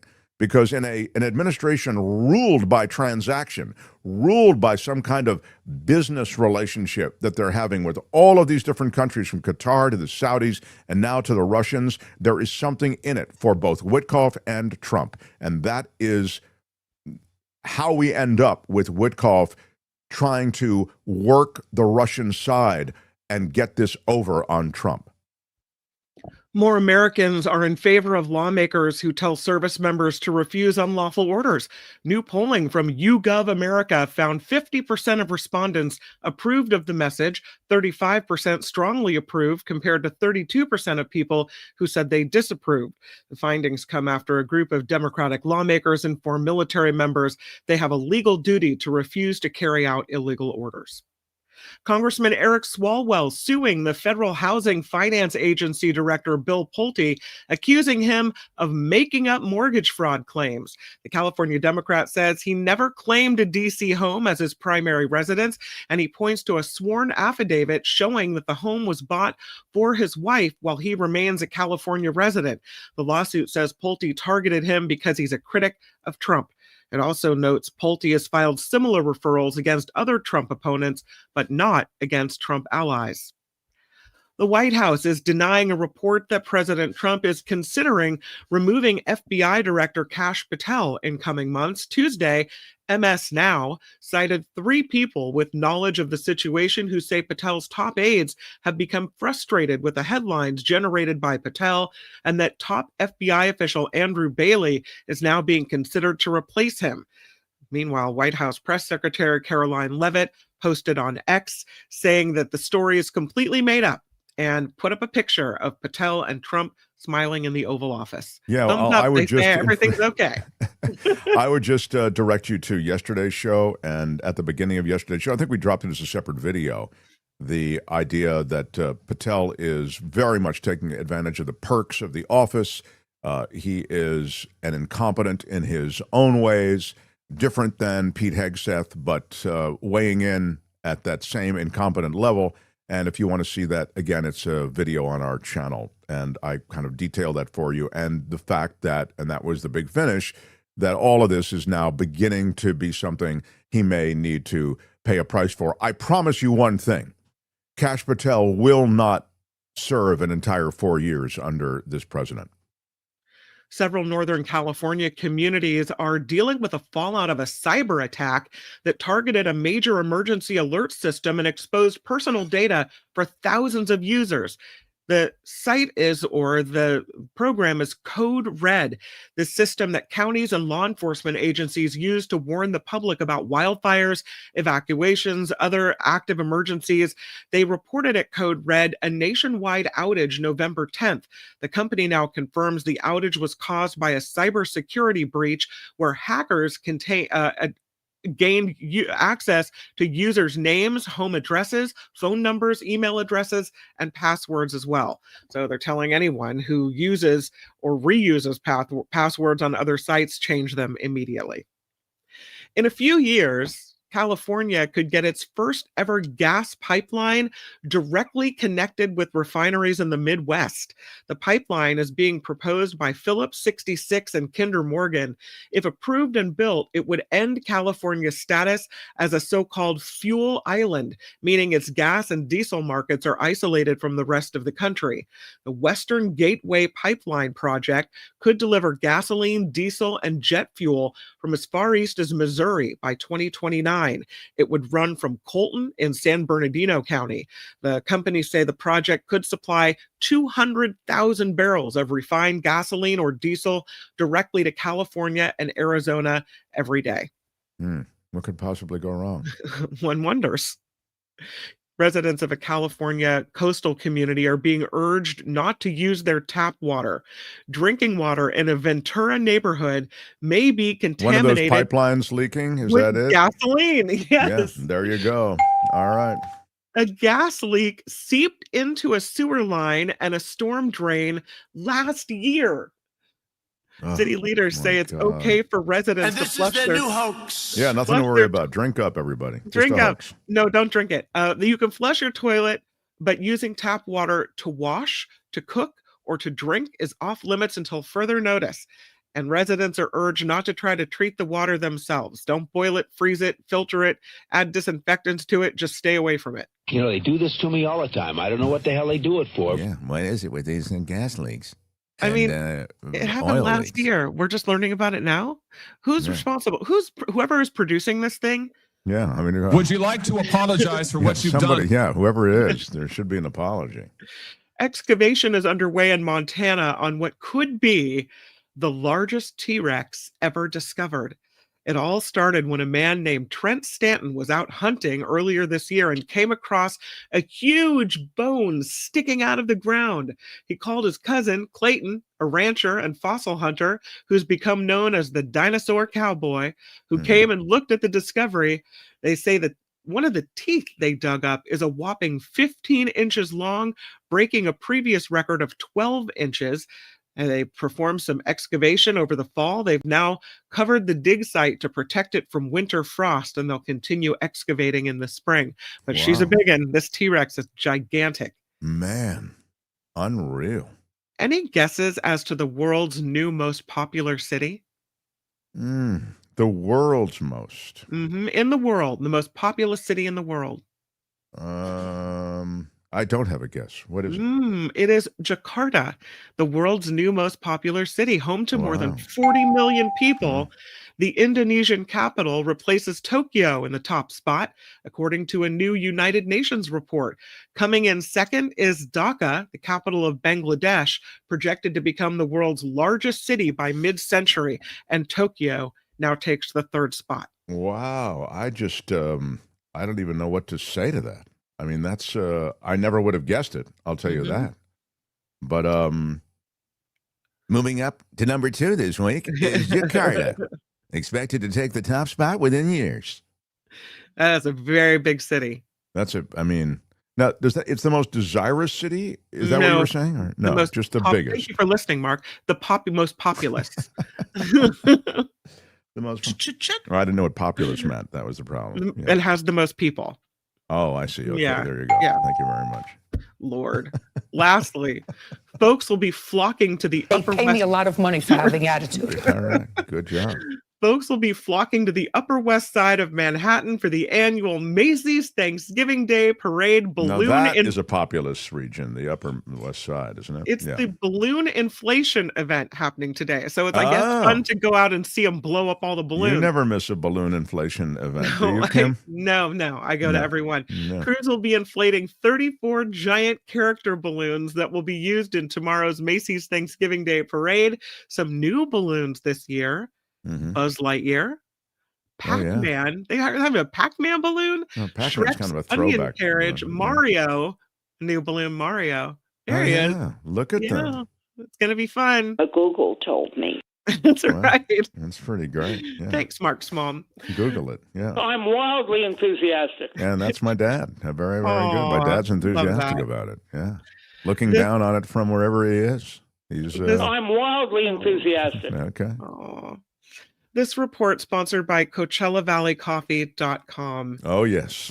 Is that the Pac-Man balloon? There it is. It is Isn't Pac-Man kind of throwback, Tony, or is that a thing now?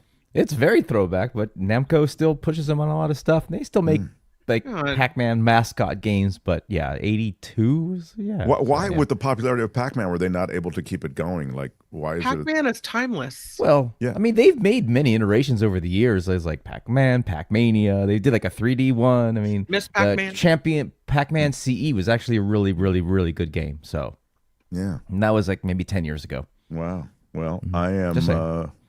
I'm excited about a float in the Thanksgiving Day Parade. There is, by the way, just to mention this, and we'll get back to Coachella Valley Coffee.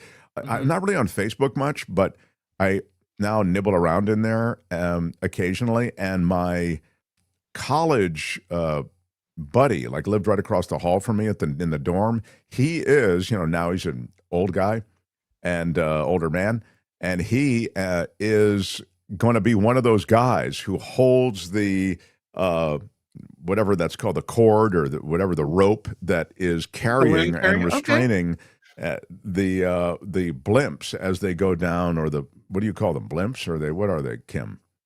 Balloons. Yeah, balloons. The characters as they go down the Thanksgiving Day Parade, and he was saying, I've got to get there at 6 a.m. and blah blah blah. They have special uniforms that they wear, and I thought, oh my God, that's a kind of cool thing, isn't it? It's a very cool thing. Although in the chat, we have people saying boycott. Why are we boycotting? I don't know. Boycott. boycott Macy's and Target and Home Depot. I don't know. Nullifidian says, I wish they wouldn't use so much helium. It's hard to come by. So That's interesting. I don't know. Okay.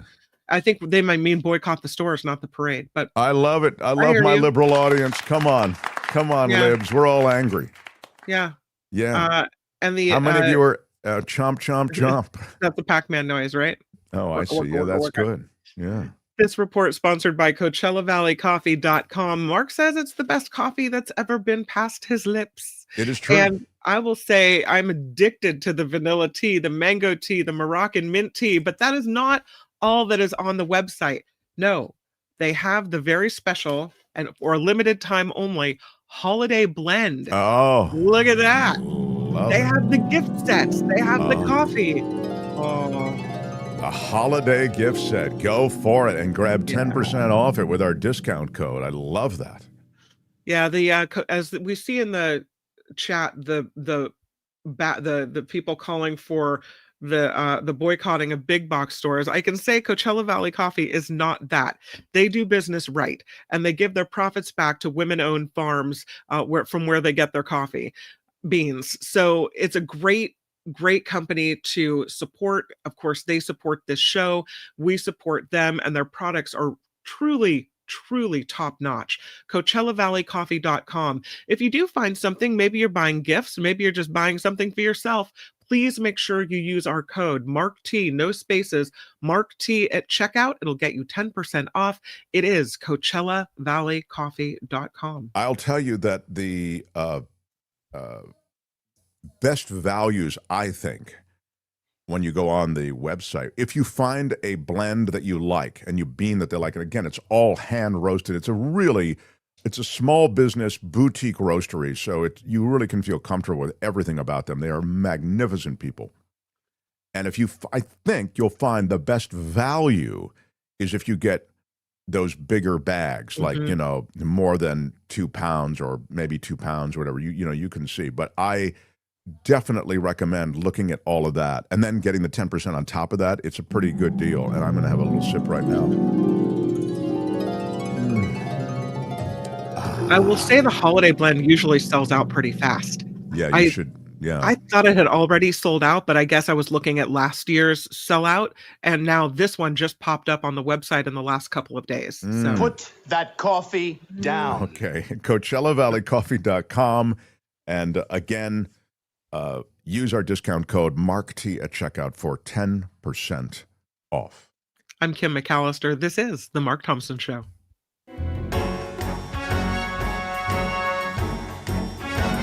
The Mark Thompson Show.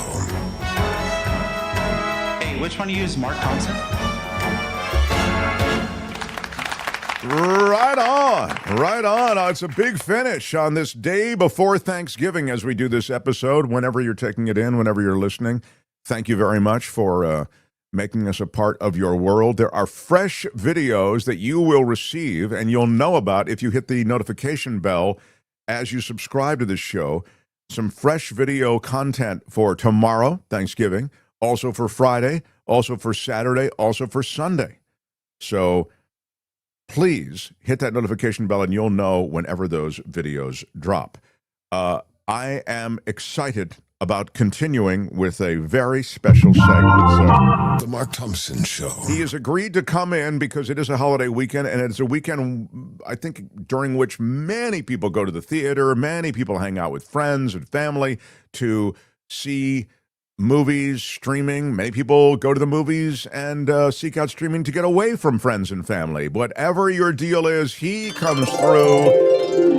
The culture blaster, he is Michael Snyder. Hello, Michael Snyder, and welcome to the show. Hi, Mark, and hi, Kim, and yes, hello, Tony. I'm glad to be here on the day before Thanksgiving, and I can't believe that Kim brought it up, and it kind of takes a little bit away from my anecdote, but this is the anniversary of a very notable Thanksgiving evening some years ago. I was in New York and hanging out with a lovely and charming woman.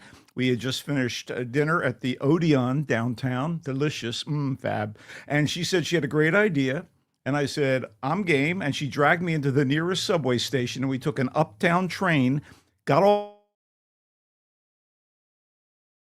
massive character balloons being inflated in preparation for the Macy's Thanksgiving Day Parade, which would be happening just a few short hours later. It was, Mark, it was so surreal. And it was years before it became a thing. Oh, that's so cool. And yeah, now watching the inflation is a big thing. Yeah, people show up. And there were people that were in the know who were on the, the upper regions, uptown in New York. It was so surreal. And actually, at one point, because of the angle, it actually looked like Snoopy was humping Spider-Man's leg. And we were like, yeah, go Snoopy. It was a wonderful moment that burned into my memory. You didn't get any pictures of that? No, it wasn't. It was pre-photos? Yeah, we had pre-digital photos? Digital photos and mobile. I love it when you tell stories from long ago. Those were the good old days. Yes. And, speaking of Thanksgiving, I must again decry the senseless slaughter of so many innocent cranberries. And for what? How dare you? I will decry, though. Well done. Yeah. Okay, I'm glad you did that. Before we get to the movies, I do want to say that I heard a few comments earlier in the show today regarding the Nazi prison camp sitcom Hogans Heroes. You know who's a big Hogans Heroes fan? Who? Donald Trump. And it should be pretty apparent. Anytime he's accused of some misdeed, his response is always, I did nothing. Nothing. I get it. Very you good. Can't see it because of the way the cameras are pointed, but there is a big poster of Sergeant Schultz on the Oval Office wall. It's sitting there, looming down, looking at him. Anyway. All right, Culture Blaster. Yes, sir. You have I didn't realize this till I'm just looking at your little sheet that you send out with and there is a new Knives Out. Oh, yes. And I'm loving that. We are going to kick off with that because I saw it last night in a screening at the Egyptian Theater, which has been refurbished by Netflix. And Netflix is the production company behind this third and indeed Does that mean I can see the Knives Out on Netflix? You will be able to. I will be able to. In a couple of weeks. All right, okay. But right now it's having a theatrical presentation, much to the delight of director and screenwriter Ryan Johnson. It was great. I loved it. Didn't mind signing a contract with Netflix for the big bucks, but he kind of thinks these movies are at their best when seen on the big screen. I'm mezzo about it. I love the fact that people are going to be able to watch this at home. But in the meantime, I was at the Egyptian, and man, it is such a beautiful location. It used to be run by the American Cinematheque, but Netflix took on the lease and did beautiful things in terms of restoration. I saw Lawrence of Arabia, the 70 millimeter remastered copy. Right. In that theater you're talking about. Since the refurbishment? That is since the refurbishment. I see your brag, and I come over the top with my own brag. All right. I think it was last year. Was that since the refurbishment? Yeah. Oh, my God. All I can tell you is it's beautiful in there, and it was a great place to see the movie. Yeah. And there was a little Q&A with Joseph Gordon-Levitt speaking to his pal Ryan Johnson, the filmmaker behind the Knives Out movies. Sure. It's fantastic. We got a number of insights. I normally don't like those Q&As, but I hung around for this one. So all right. The director and screenwriter, Ryan Johnson, kind of has found his métier by updating some classic mystery formats from film and TV that mix comedy with thrills. You know, there's that addictive Peacock series Poker Face, starring Natasha Lyonne as a human bullshit detector on the lam, traveling from town to town and solving crimes. And it kind of draws on Peter Falk's Columbo character with a bit of the fugitive tossed in. I mean, Poker Face is fun, but it's Johnson's Knives Out movies with Daniel Craig as the Southern Fried Gentleman Detective Benoit Blanc that really soar. Wake Up Dead Man, subtitled The Knives Out Mystery, in theaters for a couple weeks before going to Netflix, is the third film in what has become a very welcome franchise. Mark's enthusiasm earlier is indicative of, the audience response to these movies. We love our Knives Out. So Wake Up Dead Man is like the previous two Knives Out escapades, insofar as it seems inspired by the all-star, crowd-pleasing screen adaptations of Agatha Christie mystery novels like Murder on the Orient Express. Oh, yes. Only postmodernized for today's, media-saturated audience. Just to give you a quick sort of redux. The first was simply entitled Knives Out, and it was a drawing room mystery with family betrayal and greed as a trigger for the crime, as Craig's unflappable Blanc, who was kind of a crusader against bad guys, but the antithesis of James Bond, tries to figure out the identity of the perp. This is a good, complete turnaround from the James Bond character for Daniel Craig, but he so sells Benoit Blanc. It's a trip. The second movie was Glass Onion. It worked as a satire of billionaire tech bros and celebrities in addition to a murder mystery. Like a gaggle of hand-picked beautiful people are invited to an exotic private island owned by an oligarch, and they're caught up in a deadly game, and Blanc has to uncover the killer or killers. Wake Up Dead Man is more gothic. As the domineering Monsignor of a small-town church, this guy's played by Josh Brolin, is killed, and the primary suspect is earnest young Reverend Judd, played by rising star Josh O'Connor. And Judd is an ex-boxer with a troubled past, so he has a little stain on him, which suggests that he may be the responsible party for the Monsignor's death. The local sheriff, played by Mila Kunis, calls Blank in to get to the bottom of the murder, and ultimately, and as witty as the script and Craig's portrayal of Blanc gets, this delves into the struggle between faith, as embodied by Reverend Judd, and a commitment to morality and truth-seeking couched in decency and justice and honor, as embodied by non-believer Blanc. So you've got that kind of conflict at the heart of this thing. A non-believer has to solve the murder.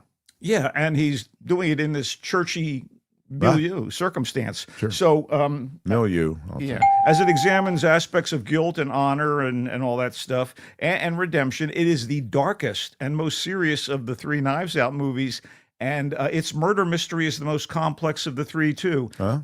It's still funny. It's still kind of charming and engaging, largely due to Daniel Craig. Johnson's script also, this will be of interest to you and the audience. They take aim in this movie at political opportunists, at the lure and the poison of social media in modern-day America, especially as weaponized by the right, the plague of fake Christians and false notions of Christianity, all these things. It's a fun, entertaining Knives Out movie, but it also delivers this. If Wake Up Dead Man with the church setting and religious themes and plot is a bit more spiritual and idea-driven than the two previous Benoit Blanc adventures, it's still as wily and wry, and of course, the casting is as much of a treat as it was for the other installments. There's a mix of legit stars, highly regarded veterans, ascendant young actors as suspects and adjacent characters. How's this for a cast? Glenn Close, Jeremy Renner, Kerry Washington, Andrew Scott, Kaylee Spaney, Daryl McCormick, Thomas Hayden Church, and Jeffrey Wright, with the two Joshes, Brolin and especially O'Connor, in the middle of it all, and Craig leading the way. Speaking of Joshes, I am not joshing when I say this is top-tier filmmaking and entertainment. Wake Up Dead Man is a twisty, funny, clever whodunit that delivers lots of surprises and a side order of personal crisis garnished by spirituality. Wow. It was great. I loved it. I mean, that might be a way to say it also, a little less, Yes, but a fewer references and a little less flowery than Well, you're such a...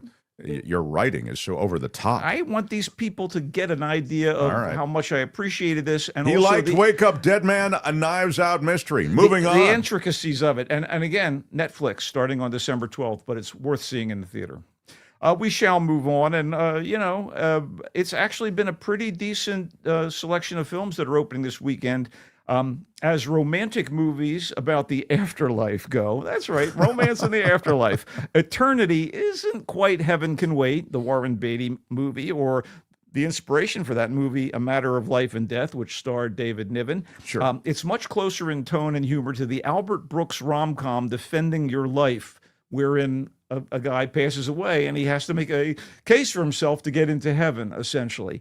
And this is pretty darn funny stuff in a lively, gentle, and utterly human way that recalls the wacky rom-coms of Preston Sturges, the screwball comedies from back in the day. Yeah, I never saw those, but okay. That is sad, and I should give you a watch list. Yeah. Because if you haven't seen Sullivan's Travels... Well, these things... it's in black and white. They were before my time. It doesn't matter. I've done the research. I wasn't alive when this stuff came out. No, I don't believe you. I think you're alive for all of it. Continue, please. So, loaded with charm and powered by an ingratiating trio of leads, Elizabeth Olsen of WandaVision and his three daughters, Miles Teller, who broke through with Whiplash, and Callum Turner from Emma. This is a time-tossed, netherworldly love triangle. And it's further enhanced by the comedic skills of Divine Joy Randolph, Only Murders in the Building regular, a guy named John Early. They're playing angelic guides to what amounts to purgatory. people die and they go to this place where they have to choose what their eternity is going to be and with whom they're going to spend eternity. So the Miles Teller character shows up, and clearly he wants to be with the great love of his life, played by Elizabeth Olsen. But she, in her youth, had a romance with a young man who died overseas, and they're all together in purgatory. He's been waiting for her for years and years and years. And I have to tell you, it's funny, it's sweet, it's very, very creative. You can, it's like choose your adventure, choose your eternity and who you're going to spend it with. So there's a tug of war between the three people as to how things are going to play out for the rest of that sounds very fun. All time. It was great. I loved it. So it's co-written and directed by David Frayne, whose handful of previous movies only hinted at this one's smart, sweet nature. I really enjoyed Eternity. I think it's a lovely film for grown-ups, and it is in theaters starting today. I love it. I love it. Thank you. Okay. What else do you have? Hamnet is the latest from Oscar-winning filmmaker Chloe Zhao. She did The Rider, Nomadland. She's unbelievable. She also kind of had a misfire at Marvel with something called The Eternals that I really should rewatch, just trusting her. Right. This movie, Hamnet, could have been titled At Home with the Shakespeares. It is a period piece. It's historical and somewhat speculative about the provenance of what many consider the bard's greatest work, Hamlet. Although I'm a little more partial to A Midsummer Night's Dream. It stars Paul Mescal and Jessie Buckley as the couple who would become Mr. and Mrs. Shakespeare. I was in A Midsummer Night's Dream. Did you know that? Were you Puck? I was not Puck. Puck is, of course, the lead character. But I have the first lines in the show. Really? Do you recall them? I hate putting you on the spot. And now, fair Hippolyta, our nuptial hour grows on apace. Oh. Yeah, I'm played the Duke of Athens, I believe. The Duke of Earl. The Duke of Athens, Theseus. I was just transported there, Mark. And Hippolyta, I will tell you this just quickly. She was my betrothed. We were to be married. That's what he's saying. Our nuptials are coming up, and I had to. And this is, imagine you're 16-year-old, maybe I was 17-year-old, performing in front of a big crowd, community theater. I have to put a right away, and this opens the show, plant a big kiss on the lips, with this girl, and she wasn't my type. It was really some of my best acting, Michael, is what I'm saying. Do you know the famous Royal Shakespeare Company version of A Midsummer Night's Dream featured Judi Dench, Helen Mirren, and I believe as Hippolyta, Diana Rigg. You could have been locking lips that in another universe. So great. With the great Dame Diana Rigg. That's not fake. That's real. Anyway, so Mescal and Buckley. This is not that. This is Hamnet. They play Mr. and Mrs. Shakespeare. We see their courtship in the English countryside. I don't know. It must be Stratford-upon-Avon.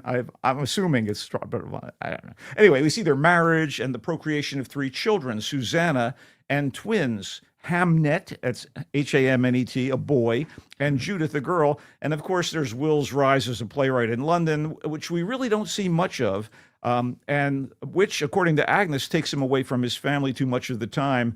And it's obviously worth seeing. It's Chloe Zhao. It's great actors. I kind of felt like the talented Mescal is a little reserved as Will, although maybe that's a cover for the deep angst he begins to feel as circumstances in their life play out. But Buckley's performance is phenomenal. Dare I say, she's positively Shakespearean in her emotional sweep. She's a powerhouse and makes the movie, which does get a little leaden at times, worth watching. Hamnet, which again refers to the name of Shakespeare's son, spends the bulk of its time on the circumstances of Will's family rather than his career. And as his career takes off, tragic circumstances, which are endemic to Elizabethan times, they're going to devastate and inspire him. I'll give it a tentative recommendation for the performances, and it's a thoughtful film, but it does kind of... It's very deliberate in its pacing. She's so talented as a director. I mean, I'm waiting for the next Rider, or I'm waiting for the next Nomad. Nomadland was those are better films than Hamnet, but it is in kind of apples and oranges. Hamnet, Calvin Wong is asking, Hamnet related to Hamlet? In other words, it is, but it's kind of the same name. Yeah, and but the idea is it's his son. Yes, and we see a lot of the roots of Hamlet. Again, maybe considered by some the Bard's greatest work. Hamnet is in select theaters. I give it a tentative recommendation, but it does kind of poke along in a lot of places, and only Jesse Buckley really stabs at your heart. What else do you have, a great culture blaster? Well, more grim British family matters. How about that? Things don't go well for the Shakespeare family, but this is a modern style version of that, and these matters are addressed in The Thing with Feathers, which observes the emotional disintegration of a man after the death of his wife, and also the concurrent impact on their two young sons. And Benedict Cumberbatch gives a full-bore performance as the devastated dad, pushing himself to give gravitas to the overwrought fantastical elements of the movie and the on-the-nose allegorical creature of grief that torments and threatens to kind of transform the character, and not in a good, spiritually uplifting way. So, I'm sorry, grief actually appears as a character in the film? It's like a big old crow, a big, monstrous, human-sized crow. Okay. And it begins plaguing this guy, and eventually the kids are caught up in this as well. Speaking of the kids, the Boxall brothers, Richard and Henry Boxall, are quite good as the sons, and the terrific British actor David Thewlis is appropriately chilling as the voice of the crow creature that bedevils the father and the kids. The prosthetics and such that bring this human-sized crow beast to life are sometimes scary effective, and then sometimes you're like, what? It gets a little silly. By the time Dad's grief starts to downshift into despair, the whole thing has become less cathartic and more of kind of a herky-jerky chore to sit through. Dylan Southern, by the way, who directed his script adapted from a book, previously directed 2 music documentaries, one on LCD sound system and one on the post-9/11 New York City rock scene. He also directed an Aziz Ansari stand-up comedy special, and this is kind of a departure from both of those things. I will give him the benefit of the doubt on this first narrative feature because of its ambition and for the few moments that convincingly evoke the misery of loss, in hopes that his next movie drama is more, I don't know, coherent, maybe? It doesn't sound like you're a fan of this one. I'm no. Both this and Hamnet left a little bit to be desired for me personally. What else do you have, a great culture blaster, as we wrap up? I just want to say this is in select theaters, and I would be remiss, since it is a holiday weekend. I don't want you ever to be remiss. So to talk about Zootopia 2, which is the sequel to the very successful Disney animated feature Zootopia, about a city and a world where anthropomorphic animals of all different species live and work together. Sometimes friction causes trouble, and it's a big city, so there's crime, and thus our heroes are Judy Hopps and Nick Wilde, who are teamed up in the Zootopia Police Department and out on the beat trying to keep the people of Zootopia safe and all the rest of it. In this new movie, they go undercover. A lot of crime in Zootopia. Well, not so much, but crime does rear its head. This is years after the first movie, by the way. We want to know what's happened to these characters. I see. Okay. Apparently, a snaky snake thing shows up in Zootopia, and apparently this guy named Gary the Snake, and voiced by the very, very talented Ke Huy Quan, he's got an agenda of some sort. So our cops go undercover to find out what's going on and make sure there's nothing hinky. And of course, Judy Hopps is voiced yet again by Jennifer Goodwin. Nick Wilde, the other main character in Zootopia, is voiced by Jason Bateman. But we get a whole series of wonderful character voices, including Fortune Femster as a podcast and conspiracy theorist. Andy Samberger's here, David Strathairn. Shakira plays a gazelle, who is also a pop music star. Convenient, it's Shakira. Oh, yeah. Idris Elba, obviously a man with a lot of presence. is also a buffalo with a lot of presence as the chief of police of the Zootopia Police Department.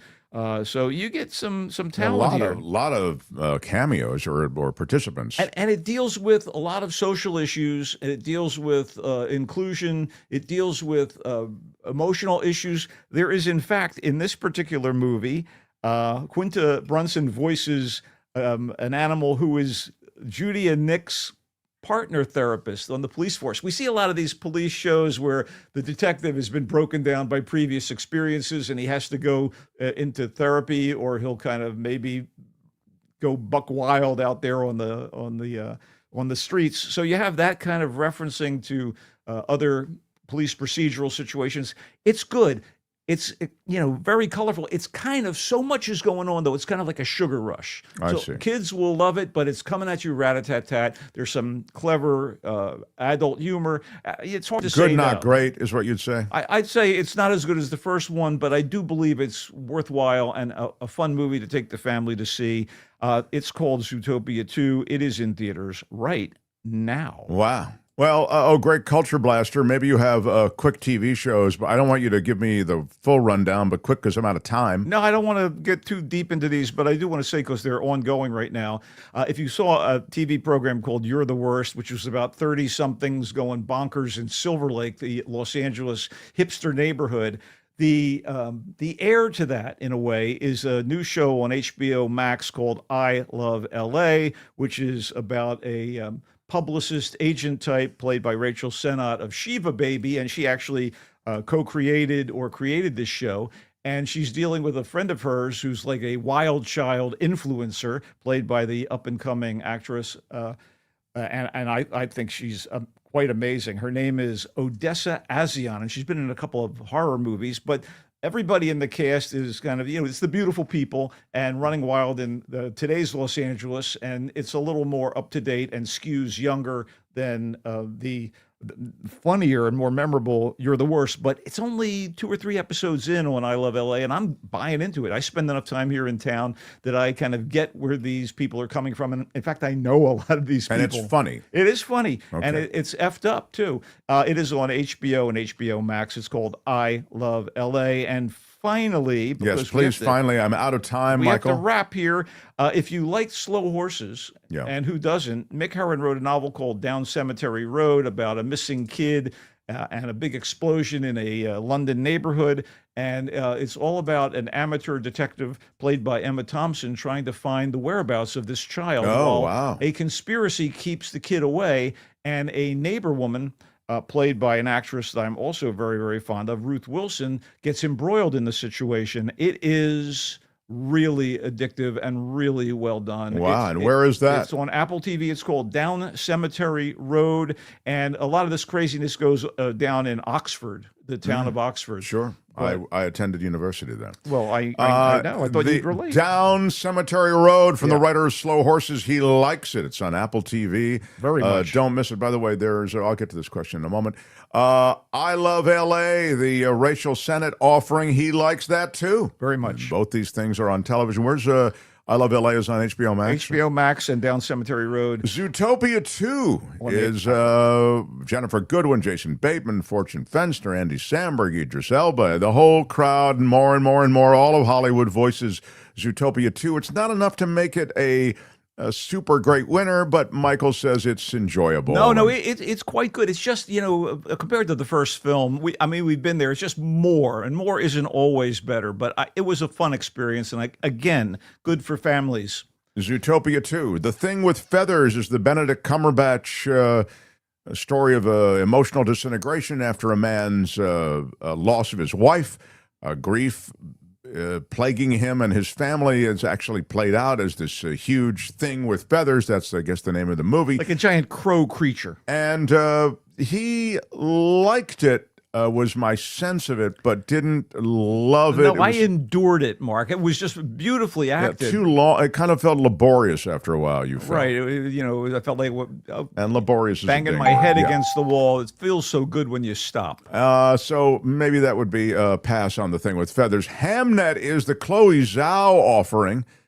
Again, it's a tentative suggestion, the Culture Blaster's saying, not not super excited about it. I saw somebody in the chat saying that Chloe Zhao's stuff feels long and I don't know, and slow.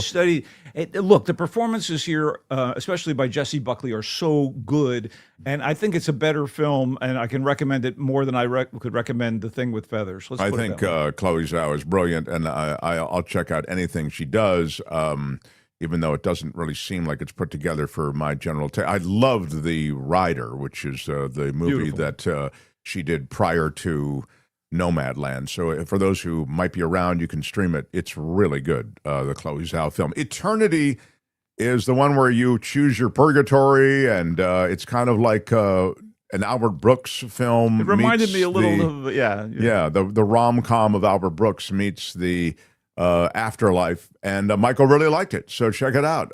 It's again called Eternity. It's in theaters. Wake Up Dead Man, a Knives Out mystery, available on Netflix in 2 weeks. It is in theaters now. Glenn Close, Jeffrey Wright, Daniel Craig. It is really good. Michael says it has the charm, it has the humor, and it has the delivery of those past Knives Out films, and if you like those, you'll like this. It's a little deeper and a little more complex, Yes, and it brings up issues of religion, personal philosophy, responsibility. It's very good. What? Okay, I'm excited about it. Michael can be read, and if you like listening to him, you'll really like reading him. He is in full form, I think, with the written word. And you can find that at thevoicesf.org. Yes, new column dropped yesterday about 3 wonderful small-scale movies that tell intimate, emotional stories: Rental Family, Train Dreams, and Rebuilding, all of which we've discussed here on The Mark Thompson Show. But you don't just do movie reviews. You write about all kinds of things. People can delve into my coastal commuter columns, which I did for the Marina Times. All that is available online. You just have to type in coastal commuter. Coastal Commuter, if you want to just read his musings. I'm telling you, the written word with Michael is a great gift he has, and you should luxuriate in that gift. Michael, I love seeing you always. Be well, have a great holiday, and we will see you next Friday. A week from Friday. Have a great Thanksgiving, everybody. Yes, indeed. I love it. I do have to update a couple of things, so I'll do that quickly. The Mark Thompson Show. As you know, tragic shooting in Washington, D.C. It looks like a couple of National Guard officers were shot. Kim, you have more on this? Yeah, an update to this story. Unfortunately, West Virginia Governor Patrick Morrisey is confirming that both of those National Guard troops that were shot blocks from the White House have died. He said these brave West Virginians lost their lives in service of their country, that they are in ongoing contact with federal officials as the investigation continues. He made that post on Facebook.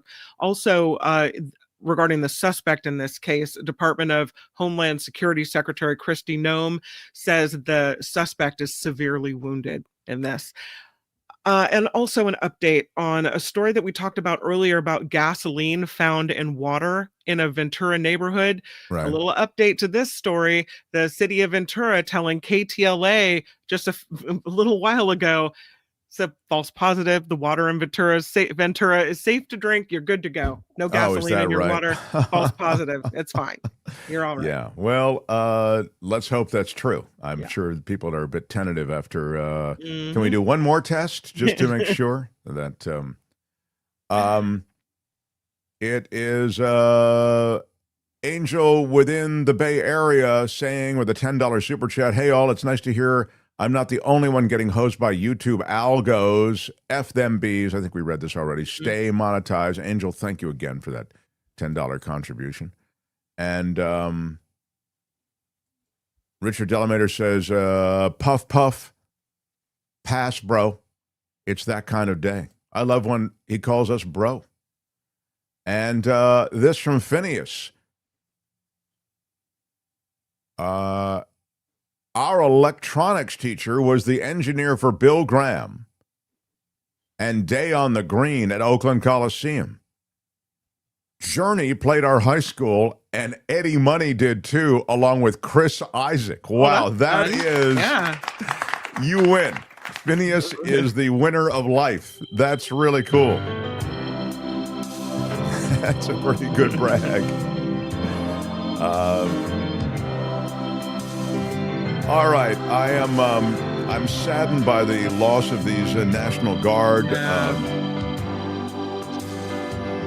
I'll tell you, I'll just say it. I mean, they can say, and they did, lose their lives in service of their country. But those National Guard officers shouldn't have even been in Washington, D.C. And this is what happens. This is the unintended consequence of a ridiculously flawed policy that is offered by an egomaniacal president who impulsively wants to dictate the movement of all these military people for theatrical reasons. It's a horror, in my view. I'm Shadow Stevens for the Mark Thompson Show. Bye-bye. Sorry to be so heavy at the end, everybody. Have a great holiday. And out of time. Bye-bye. we'll have fresh videos for you all through the weekend. Hope you'll catch them. Until Monday, bye-bye.